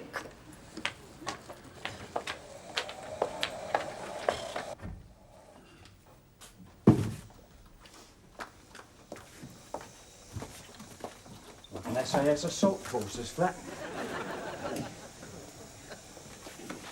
Oh, was it your birthday as well? No, I don't have them anymore. I decided to stop at 59. Those parcels, then? Oh, I write complaining to companies a lot. You know, dear sir, I've been a faithful user of your biscuits for 20 years, but I was horrified to discover a beetle eating the jam filling. When there wasn't a beetle? Oh, yes, there is one. I keep a box full. Now, I find if you send an insect in the letter, you get much better results.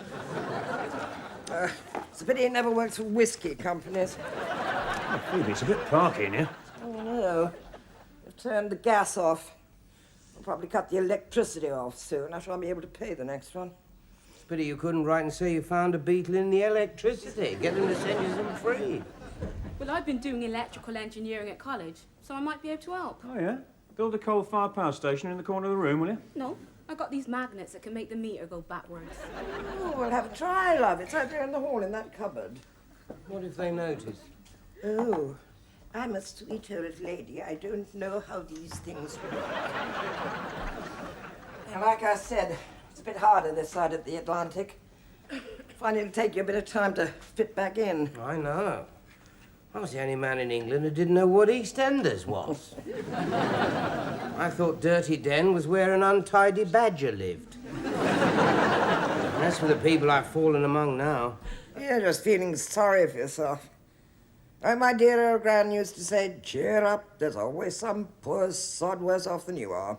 Exactly. Someone's married to Edwina Curry. Well, there's a thought. Yeah, how are you getting on, love? Well, I think this should do it. Oh, that's wonderful. You're young. You don't want to be like Robert Maxwell or Tiny Roland, do you? Give us a break. I'd rather be like Roland Rat. Thank heavens they're not all embryo acid strippers. You've restored my faith in British youth. I think I fused it. God. Can you fix it? Well, no, not till it's light. I thought you'd done electrical engineering at college. Don't they teach you how to fiddle the electricity board properly? Honestly, I blame it on the cuts. It's all right, Motormouth. What are we going to do? Ah, James's flat can't be far away. Cheers. You know, it was lucky that you bumped into me on the way here. Yes. Here. Is this your fuse box? No. And even if it is, don't touch it. Come and sit down. Hope you can fix mine. It's bad enough without the gas. Hey, the sods, you know. When they came round, they not only broke the door down, they crushed 4 free packets of Weetabix on the doormat. Who's that? Jehovah's Witnesses work late around here.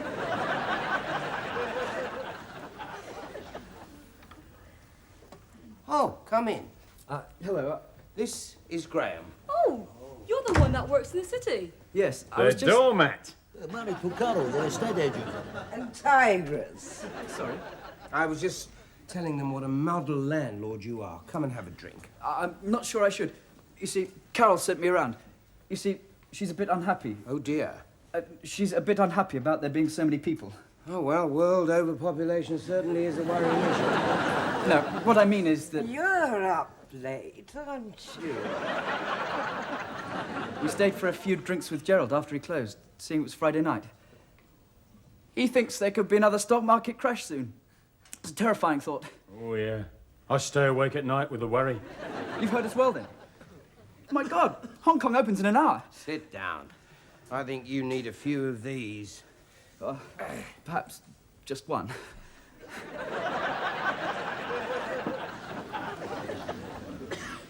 It's terrible. The market's moving so fast, no one even dares go for a pee. Sometimes, I think the most successful dealers are the ones with the strongest bladders. Hello, Fran and Emma. You don't know me, but I'm at Shelley's birthday party. He insisted we came round for a few drinks, and eventually we had to give in.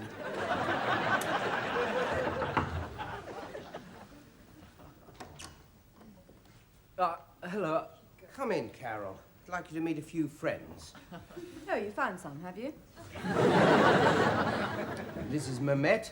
Dave, you know. Mehmet runs a small restaurant. Phoebe runs a small mail order business. And Anita, well, she's attempting to bring free enterprise to the electricity board. Then you're our rival. Am I? We've got shares in British Gas. I don't know how secure they are. Graham, do you have to go on about that? But you mean you partly own British Gas? That's what shares are, yes. Well, then perhaps you'll kindly explain why you won't reconnect me. What? You made an appointment for last Tuesday afternoon and you didn't turn up. What's it to do with me? You said you were an owner. Don't try and get out of it. James, may we have a word alone?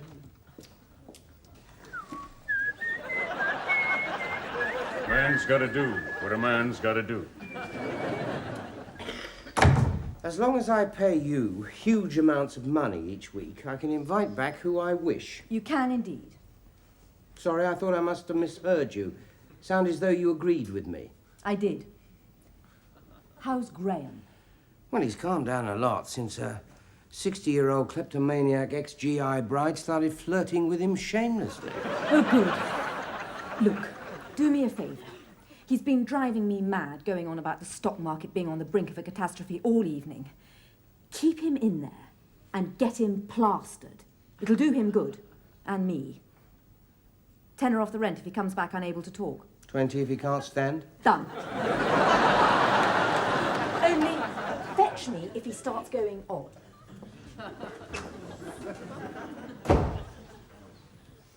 We've got to go. No problem. I fixed her. Here we go. Dear Fran, as you may have gathered from the additions to the tape, I ended up last night holding a small but exclusive soiree. Graham, my landlord, left at 3, having left this planet at about 1:30. This morning, he's a delicate shade of green that matches Carol's curtains. He says he feels as if someone's blown his brains out of his head. So no change there. I have to grudgingly admit that in the end, I quite enjoyed my birthday. I also learnt a little lesson about life. Never, ever, ever mix port and raki.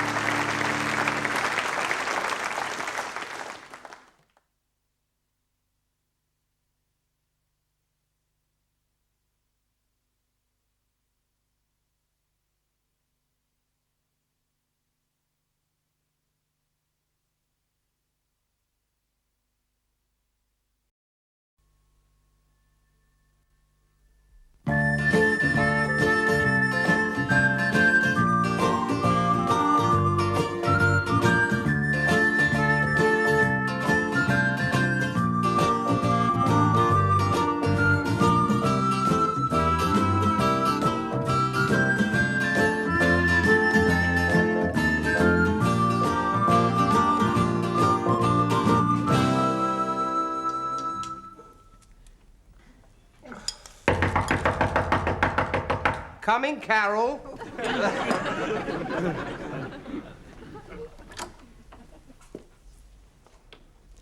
How did you know it was me and not Graham? Your shy, retiring knock?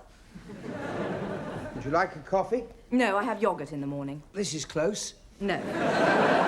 What I would like is the rent. Yes. Well, I'm afraid my resources have rather dwindled. Can you wait until I find a job? I'm not sure I'll live that long. Actually, I do have a proposal. Hire me out to climb chimneys, sell my body on the streets? No, we need something that'll make money. If it was for medical research, maybe. Now, are you any good at decorating? Decorating? Huh? Right. What I'm prepared to do is pay you £1.50 an hour to do some work and redecorate this flat. £1.50 an hour's a bit tight. £2.50. £1.50. Two. £1.50. All right, I'll do it for £1.75. £1.50 it is, then. I've written you out instructions, and the brushes, paint and overalls are in our flat. How I love the British spirit of compromise. Hello, James. Brought your mail in. Oh, thanks. Reader's Digest. British Telecom. Oh, the red one. Pay us lots of money for all those wrong numbers we connect you to, or we'll cut off your phone and probably your gonads. Now, what's this one all about? Probably your OBE for services to sarcasm.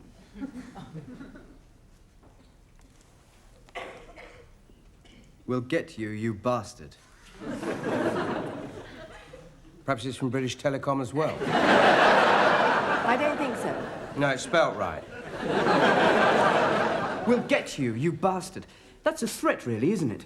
Yes, Graham, I think we can safely say that. God, this is terrible. I've only been back in Britain a couple of months already. Somebody's sending me hate mail. Perhaps they're blackmailers trying to get money out of you.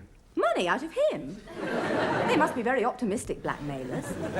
You must have some idea who it is. None. Think of all the people that really don't like you. Not now. We don't want to be here all day. I've got a lot of work to do. Work, really? I see you're no longer an estate agent. If you get any more hate mail, it'll probably be from me.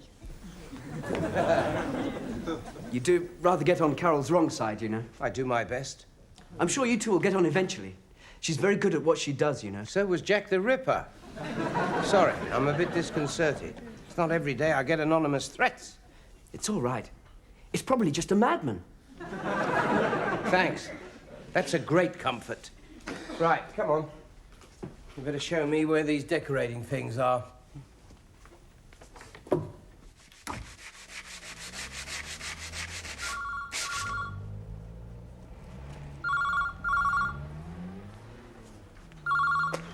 James Shelley, hello.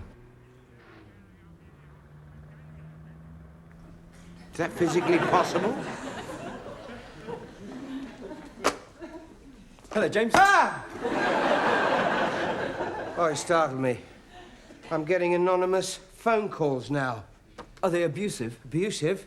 I fit more bad language into 5 seconds than Bob Geldof gets through in a week. By the way, do you know what a douchebag is?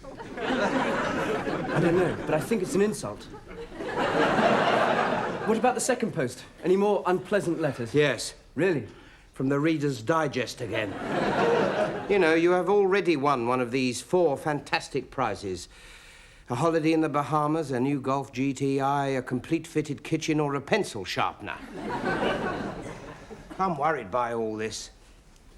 I'm sure they're just trying to frighten you. They're succeeding beyond their wildest dreams. How are you getting on, James? Oh, is that all you've done? He's been getting threatening phone calls. Very long, threatening phone calls, were they? Occupied most of your working day? I have spent 8 hours doing that. There's about 15 layers of paint on it. I think that door's probably prehistoric. Still can't take that long. What are you using? I'm rubbing my stubble up and down against it. Sandpaper, of course. I don't think this decorating is turning out to be a success. I'm sure it'll all work out in the end. Why? Yes. Why? I don't know. I'm sure you and Carol will end up the best of friends. Oh, please, there's been enough threats for one day. Oh, my God.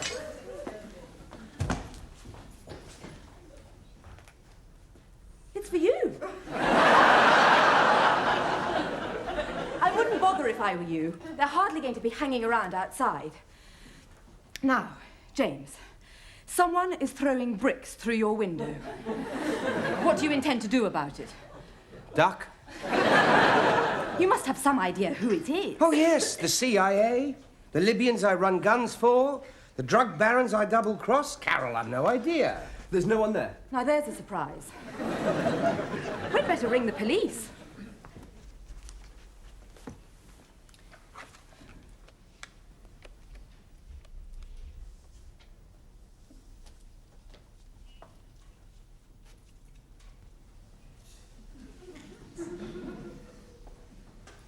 Are you doing some decorating?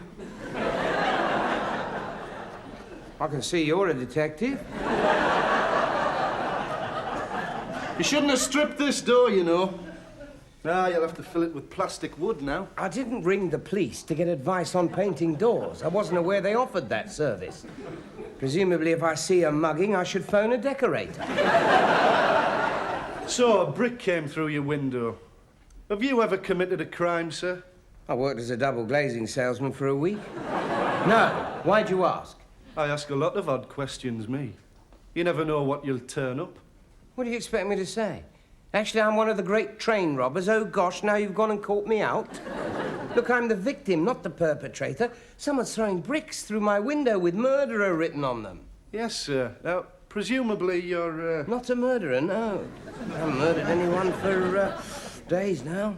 I have to keep myself going with the odd disembowelment. And that's the brick, I presume.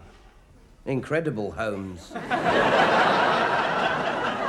Have you any idea who threw it? I mean, do you owe anyone money? The bank? I don't think they've resorted to bricks to recover overdrafts yet. Mind you, wouldn't put it past them. Are you married? Separated. So could the wife have thrown the brick? Well, not unless she's got a very powerful arm. She lives in Canada. Well, she could have arranged it. I don't think Red Star provide that, sir. Why do you think it's the wife? Well, if I had a brick through my bedroom window, that's who I'd think it was. Well, perhaps you had a very bitter divorce. No, I'm still married. Yeah, but that's what it usually is. The wife or girlfriend. Some casual nookie with a woman. You think it's forgotten. Then they're coming after you with an axe. It happens all the time. Does it? I must lead the most incredibly dull sex life. I mean, I've only slept with one or two psychopathic axe women in the last couple of years. Oh, but haven't you seen that film, though? You know, Fatal Attraction.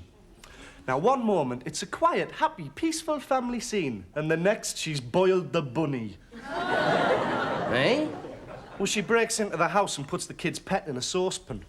I hate to point this out, but that's a film. It's not reality. It's not far off the truth. So how many rabbit homicides have you had to investigate? Well, none yet. But you watch. Every film, some criminal copies it. Oh, yes, I suppose after Day of the Triffids, loads of passers-by were being mugged by plants. And doubtless after Mutiny on the Bounty, thousands of people were set adrift in open boats. Serpentine full of them. Don't you like films? Yes. But right now, I'm more worried about bricks coming through my window than psychopaths coming up through the floorboard. Oh, have you seen Night of the Living Dead, then?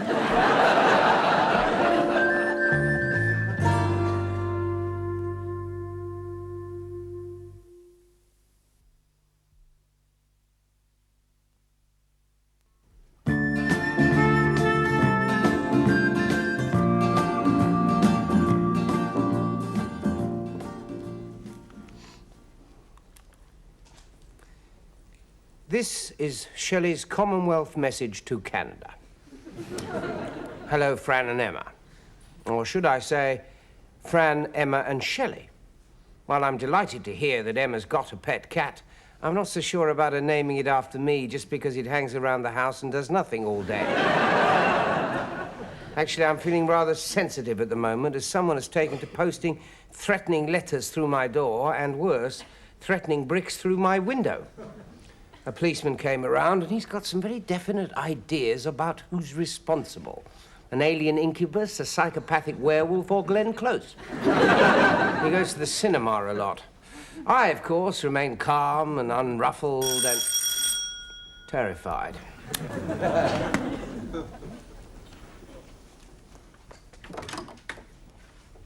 Hello? Ricky Smith.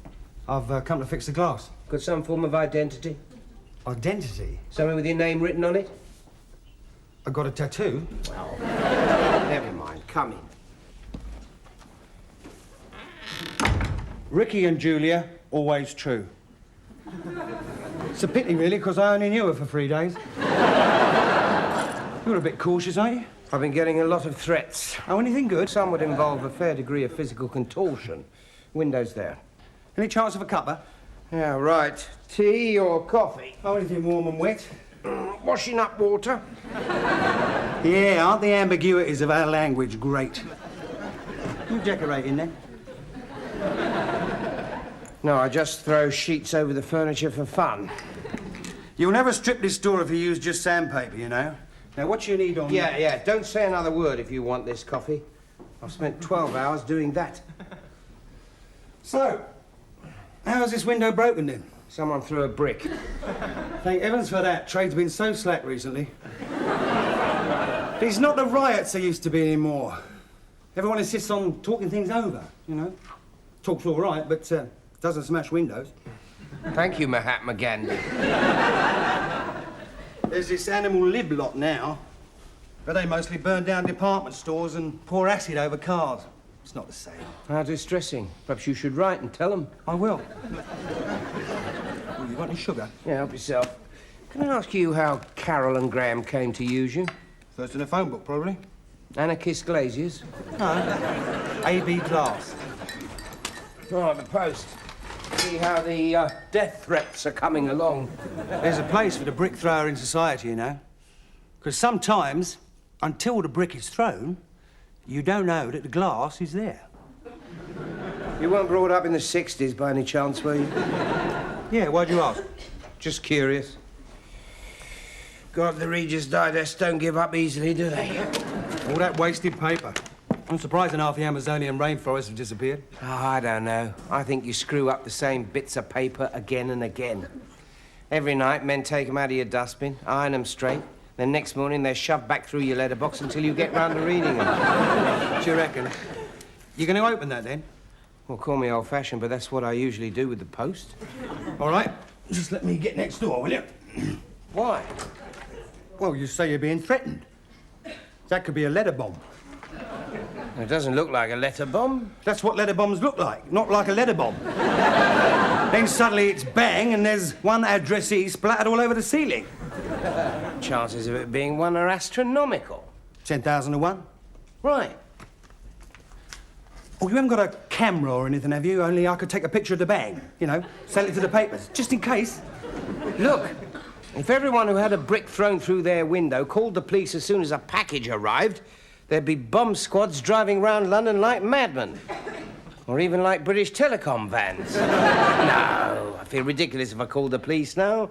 And anyway, you can't give way to fear like that. And anyway, it's almost certainly not a bomb. Exactly. Yes, I mean, it's probably 999, is it?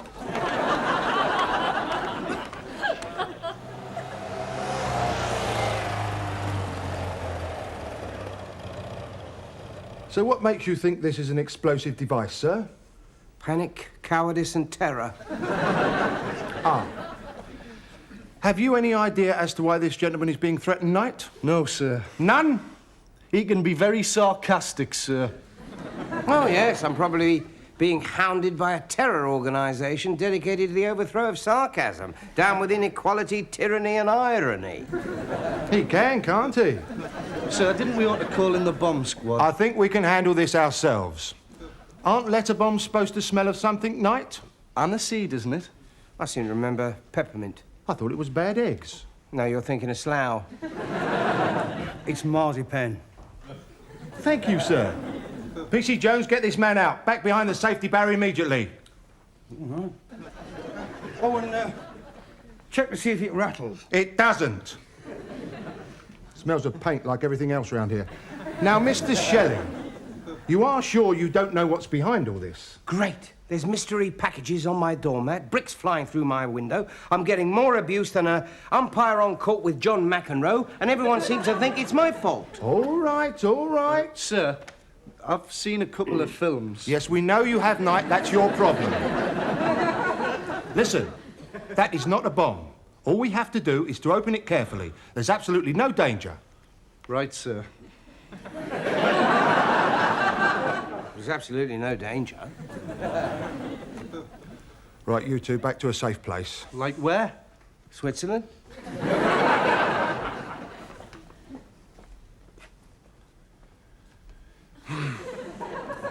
Perhaps we did ought to call in the bomb squad. Oh, stuff it.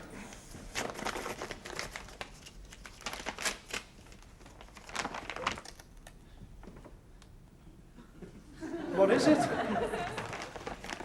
It appears to be a clockwork mouse. Ah. I ordered that weeks ago. I've forgotten all about it. I was going to send it to Canada. Naturally. Well, no, you see, it's my daughter. I mean, she's got this pet cat, and, well, I saw this small ad, and, actually, I feel a bit of a prat. Not without reason, sir. That's rather good, this. I've got a cat. Hey, where'd you order this? Night! Let's get this show on the road. Any more bricks through the window? Call us. Any more mice in packages? Call the RSPCA.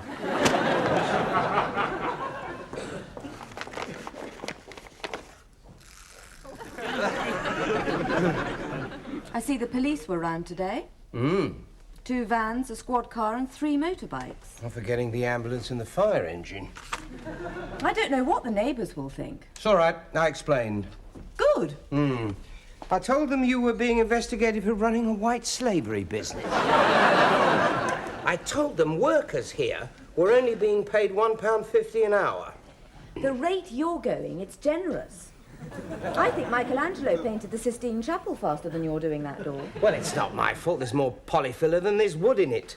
Been quicker to cut down a tree and start from scratch. Anyway, I'm starting on the wardrobes now.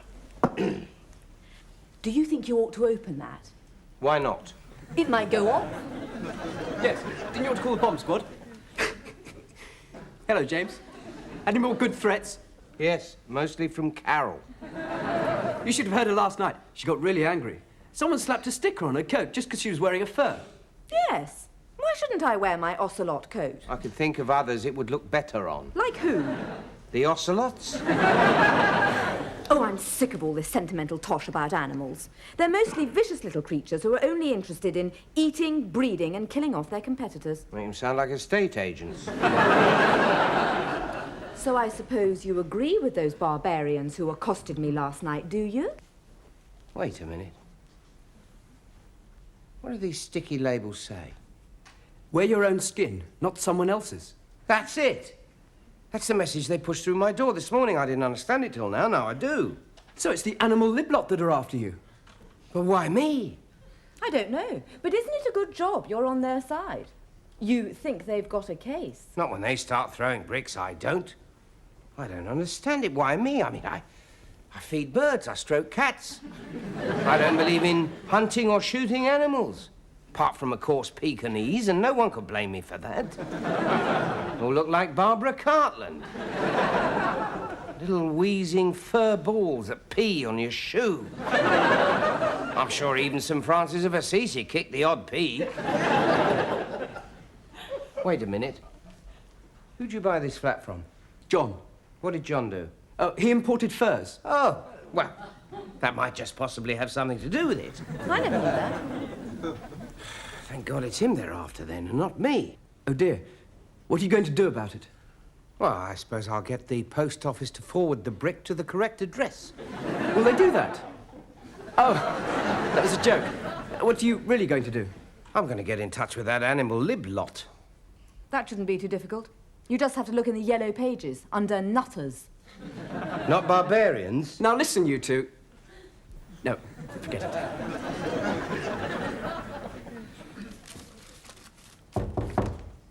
Come in.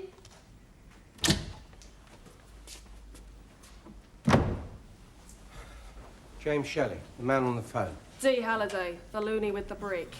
Yes. Sorry about that. I got carried away. It's also not true.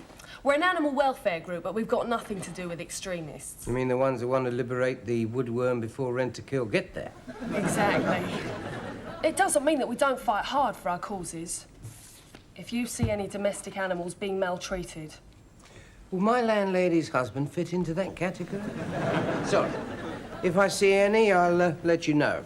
Now, if you're not the brick throwers, how can you help me? I think I know how to find them. One of our staff left because he believed in direct action.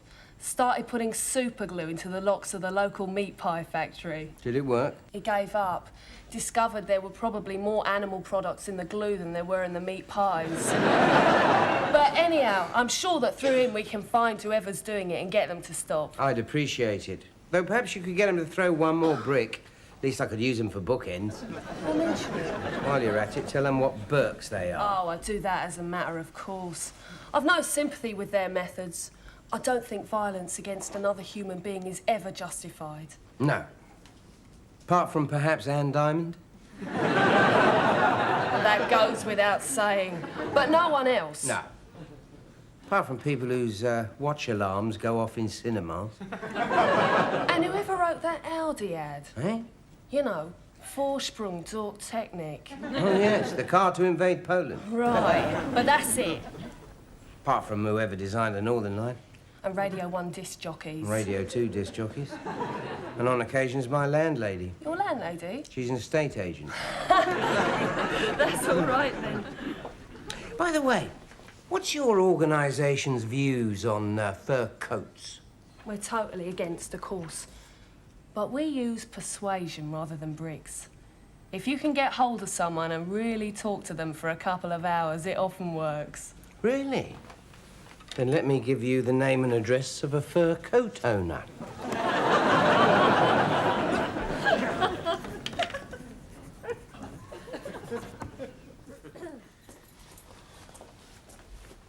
James.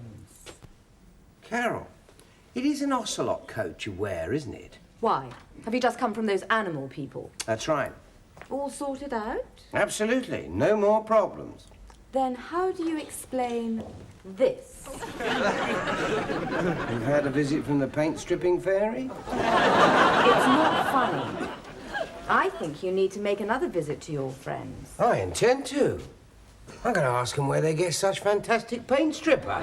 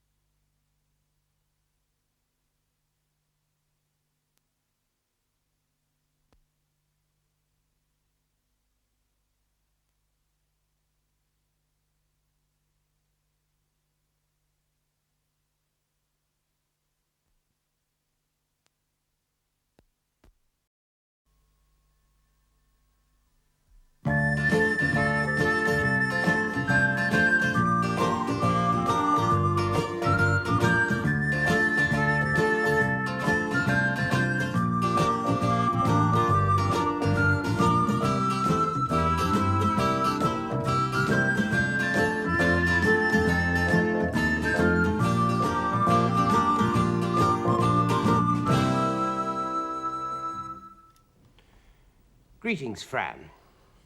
Well, this morning I'm away down the job centre. I've told them to look for a job that makes the most of my two great talents. Talking crap and sitting down. Got it. Chat show host. I could be the thinking woman's Derek Jameson. Or the blind woman's Jonathan Ross. Of course, I'd have to acquire a speech impediment. Anyway, Fran, I'm sure they'll find something suitable. Lots of love, Shelley.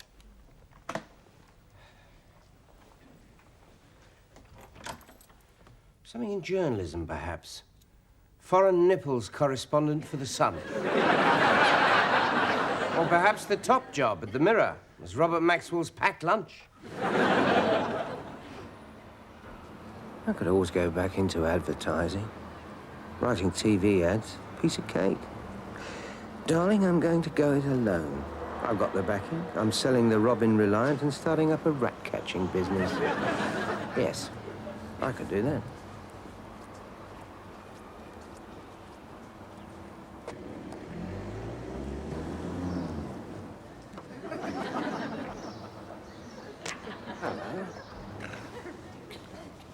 Hello, Graham. Oh, hello, James. I'm waiting for a client. Oh, right. It's a development project. Japanese industrialists. They're going to turn this whole area into a theme park. Yes, that's it, a theme park. Oh? What's the theme? Fruit. Fruit? Yes. They're going to have all the buildings in the shape of fruit. Leisure centre in the shape of a plum. Banana-shaped skyscrapers. Oh, my God. Something the matter? Client isn't going to build a theme park with a theme of fruit. Don't tell me they pulled out, Graham. Sounded such a good idea. I made it all up. Get away. There's no client. I'm not here working. I haven't been to work for 3 days. I've told them I've got mumps. Every morning I've been leaving the flat at the same time as usual. At the end of the day, I go home and tell Carol about meetings that never happened, deals I've never made. I can't keep up the deceit. I'm not good at hiding things. Whenever I'm bottling something up, I get this rash on the back of my neck, see? Oh, yes. That's interesting. Very interesting. Why is it interesting? Well, it's shaped like South America. Oh, thank you very much, Doctor. Well, it is. I don't care what shape it is. I want to know how to get rid of it. Well, go and see the doctor. I've been to see a specialist. He said the rash was probably caused by a virus that had been triggered by stress and... And? That it was shaped like South America. I can't take the pressure right now. Ever since the Big Bang and the 24-hour market, I'm scared of going to bed in case something happens to Rubber while I'm asleep. You don't think I'm cracking up, do you? Yes. Unless you undergo immediate therapy. Therapy? Yes, that's what I need. Yes, I know just the place. Come on.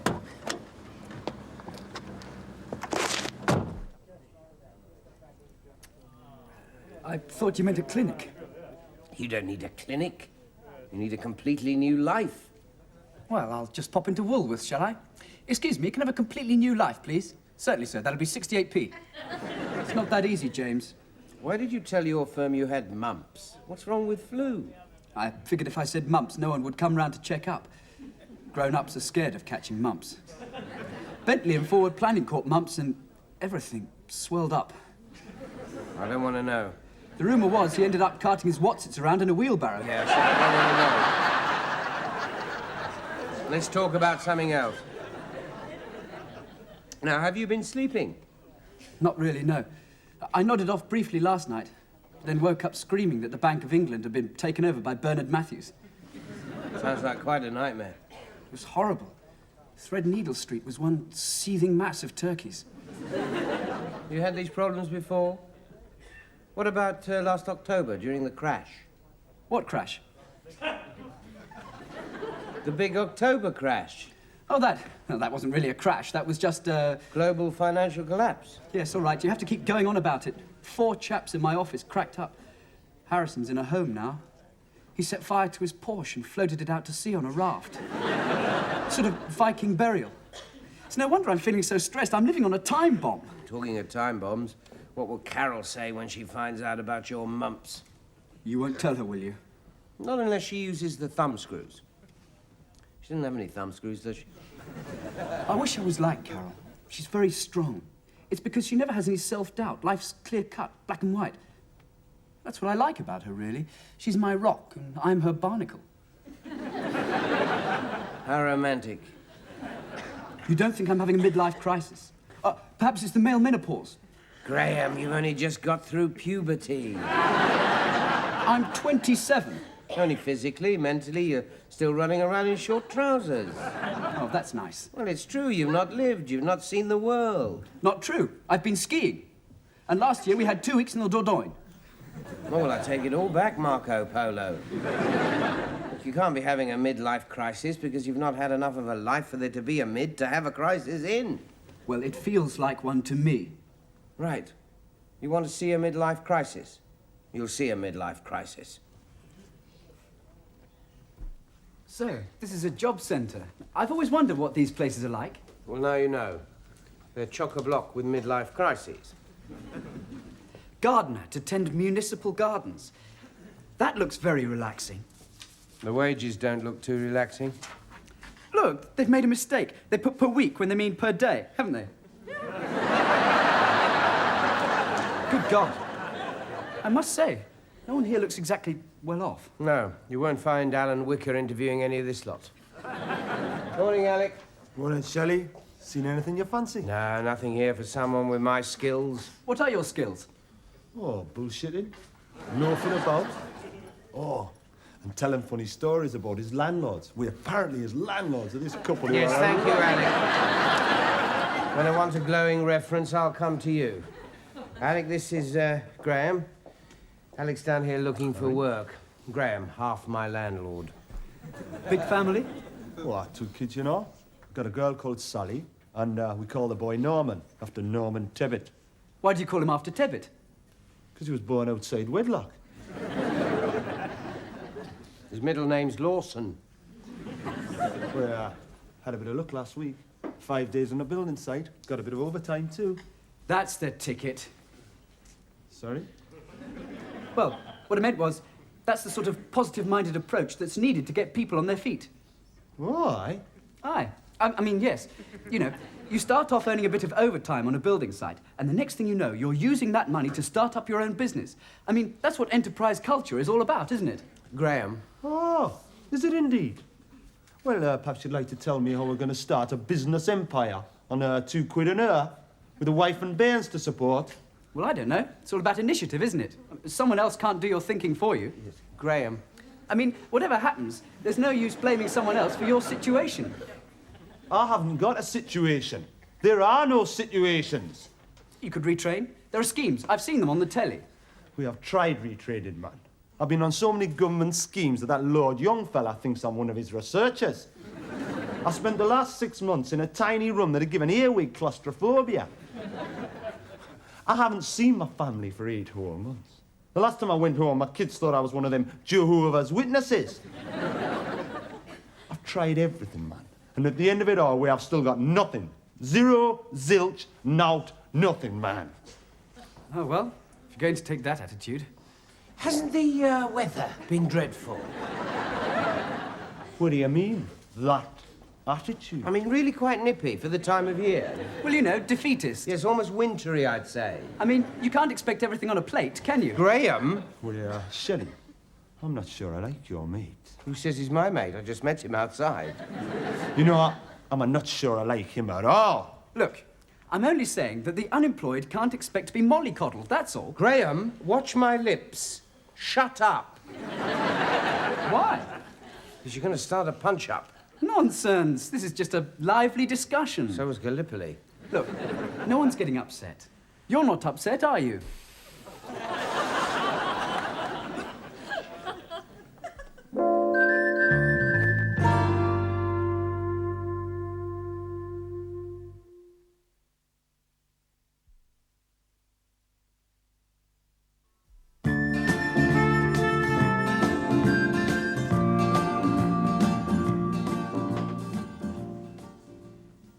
That man at the job centre was a good runner, wasn't he? Yes. So am I when someone's chasing me. I don't know what I said to upset him. No. No, you don't, do you? What's this? Carol's year planner. Oh, she's got a window in her diary. From 11:30 till 11:32 on Christmas Day. She likes to keep busy. Monday. Learn Japanese. She's only learning the important words like discount and tax-free. What's this? My wang. I use that for business, household accounts, personal correspondence. My whole life's inside that little beauty. What if something were to happen to it? How do you mean? Well, what if it all were to get wiped? Don't say that. Don't even think it. I mean, I've heard that a sudden surge of power on the mains and it could erase the lot. I'm not listening. Or alternatively, sometimes apparently the radiation from a microwave. Da, da, da, da, da, da, da. Have you stopped? I know you do that just to frighten me, Shelley. Well, you're very easily frightened. Don't turn that on. There might be a report on the hand-sing index. How's my rash? Well, it's gone down a bit. Brazil's sort of faded. Oh, good. Perhaps I'm unwinding. Or unravelling. It's nice to be able to stop and think about things, important things. Do you know, I often worry that, well, that I'm a bit shallow. You don't think I'm shallow, do you? Well, you don't seem very deep. No, I don't, do I? Still, deep down, I must have some hidden depths, mustn't I? Try me. Ask me something deep. All right, then, let's see. What do you think of religion? Christianity, for example. Well, it seems to me that the major, sort of basic, big problem with Christianity as a religion is that you lose all those trading hours on a Sunday. Yes, well, we didn't do very well there, did we? Let's try the nuclear arms race. Now, I'm extremely worried about the nuclear arms race. It seems to me that it can only lead to an escalation in world tension. Then all it needs is for, say, an outbreak of hostilities in the Middle East, and you've got a global war on your hands. And the moment you have a global nuclear war, then you could just wave the Eurobonds market goodbye. Graham, I know this may sound obscene, but try discussing a topic in a way that it doesn't have anything to do with money or business. Right. Okay. Well, I've often wondered why we're here. Good. You know, why man was created. God, this is quite deep, isn't it? Don't stop. Well, I've often wondered where we came from. I mean, where do we come from? Tanzania. Eh? The earliest known traces of man as a species can be found in Tanzania. Does that mean we're all part Tanzanian? Well, I mean, this was billions of years ago. I mean, it wasn't called Tanzania then. Oh, right. Tanganyika? No, it wasn't called anything. This is billions of years ago. Sorry. So, how did these Tanzanians get everywhere, then? Well, many years ago, most of the continents were still all joined up. So early man spread outwards from Africa. Some went east into Asia, others went north round the Bering Straits and down into the Americas. Some tribes, the lazy ones, stopped off in North America, hunted bison, waited for the pilgrims to bring them redemption and VD. Others migrated southwards, deep into the jungles of South America. So, they started off over here and ended up all the way over here. Right. It's the earliest known record of someone getting on their bike. Norman would have been proud of them. They built huge pyramids in the middle of the jungle. Of course, no one knew what they were for, but it's possible that the pyramids were entirely pointless and were just an early YTS scheme. Hang on, though. How can a pyramid be pointless? That was a joke. No, it wasn't. Now, the most famous of this lot were the Aztecs. Now, their civilization was very advanced, though, interestingly, they never invented the wheel. They didn't have wheels? No, they never hit upon the concept of the wheel. I wonder why not. I don't know. I think perhaps they were worried about getting clamped. Well, they were very cruel people who used to rip the beating hearts out of human sacrifices. I met some brokers like that. I've got a question. If they came down this way from the north, right, and the lazy people stopped off here in North America, and the more resourceful people pushed southwards down here, then how come the United States is the most powerful country in the world and not Peru? Ah, yes. Well, because these intelligent, resourceful people down here were wiped out by the deeply unpleasant people from here. Europeans. Tribe of cruel bastards who went round trying to convert them all. Converting them to what? Well, into dead people, mostly. Oh, right, I've seen that in The Mission. Yeah, I've got a book on it, if you like. No, thanks. I don't read books. Well, I'll help you with the big words. I read some books for English O-level. Oh, yes? Which ones? Wuthering Heights. What did you think? Well, it was quite interesting, but as a novel, I think that my analysis would be that it was a lot of fuss to make about a gypsy. Graham, you've a career in literary criticism. And we did Othello. A lot of fuss to make about a handkerchief. Well, that's what I thought. In fact, that's roughly what I put in my O-level essay. Did you pass? No, I didn't. I got an F. In fact, F was all I ever got. 6 Fs. 6 big Fs for failure. Never any good at anything. I'm not very good at my job, you know. I've got no real talent for it. Graham, you're getting worked up again. I know. Now, you need to relax. Now, what do you do to relax? I run. I run as hard and as fast as I can. I imagine I'm running against a pack of dogs. Sounds very soothing. What other relaxation do you get? Squash. You should try it. There's nothing quite as relaxing as smashing that little ball around till your opponent has to grovel in total exhaustion. Do you do anything that isn't competitive? Sorry? Well, you know, there must be something you do just for fun. Cricket. I love cricket. I'm quite good at it, actually. I was the Ian Botham of my school. You mean you got expelled? It's a great game. Oh, yes, there's nothing like the firm smack of leather on willow. So you're a cricket fan, too? No, I was talking about sadomasochism. I can't stand When I was young, I wanted to be a cricketer. Or failing that, a sports teacher. That way I get to mess around with a bat and ball till my heart's content. Well, you could still do that. What? Become a sports teacher. No, I couldn't. Why not? I couldn't just quit my job. No, it's out of the question. I couldn't quit. Could I? I could quit. I could quit, couldn't I? I really could. I'm beginning to relax now. I can see that. Right, what shall we do now? I know. I'm going to write Invade Poland on Carol's year planner. No. Let's do something which is much more fun.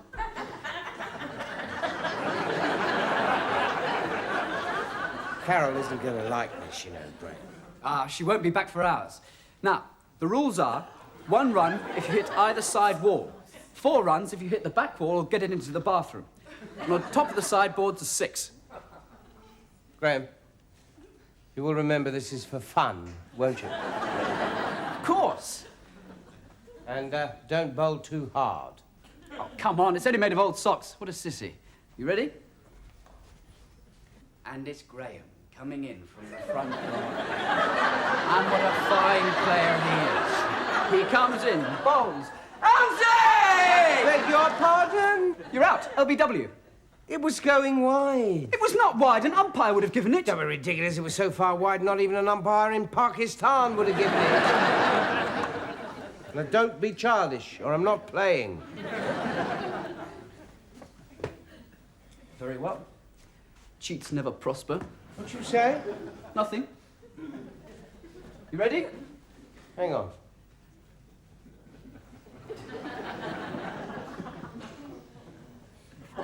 Ready. And Graham comes pounding in. Bowls. Yes! Graham, the demon bowler, strikes again. Shelley bowled Graham for a duck. Quack, quack, quack, quack, quack, quack, quack. Here we go, here we go, here we go. Here we go, here we go, here we go. Oh, you're back early. Very early. What the hell is going on? How was your day? What is he doing here? And why aren't you at work? Well, you see, Oh, tell her, Graham. Tell me what, Graham? Carl, I have to tell you that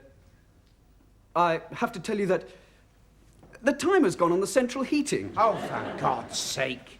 Graham's been pretending to go into work for the last 3 days. Really, he's been sitting in his car all day like the last of the living zombies. Is this true? Well, I've not been well. I've got a rash like South America. What? So I told the firm I've got mumps, and I've been plumbing my hidden depths.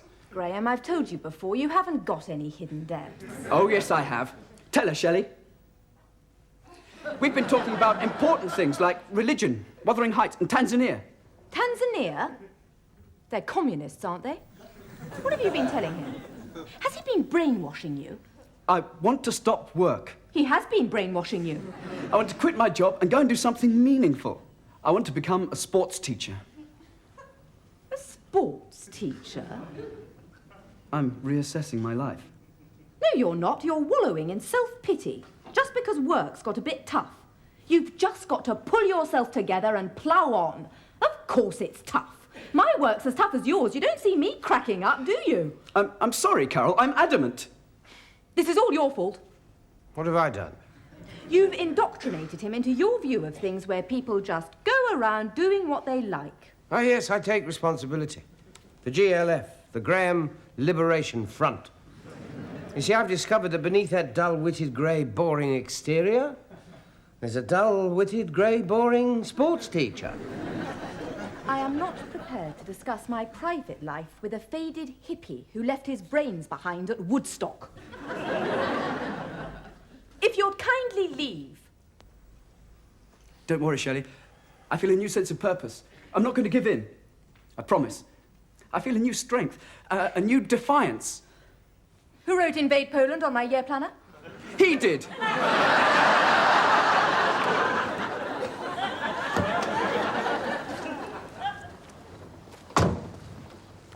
Morning, Graham. Oh, morning, Shelley. Off to work, are we? Yes, yes. I discussed it all with Carol. We had a full and frank exchange of views, and as a result, I came to see things in a new light. How's the rash? Oh, I'm still there. Carol says all hard-working people have a rash somewhere. I mean, she really did produce some very convincing arguments. I mean, the most powerful point she made was that if I quit my job and became a sports teacher, although I'd be a lot more fulfilled, I'd also have a much lower income. I don't think emotionally I'm quite ready for that. You poor lamb. God, I wish I was like Carol. She's so strong, so indestructible. Bye.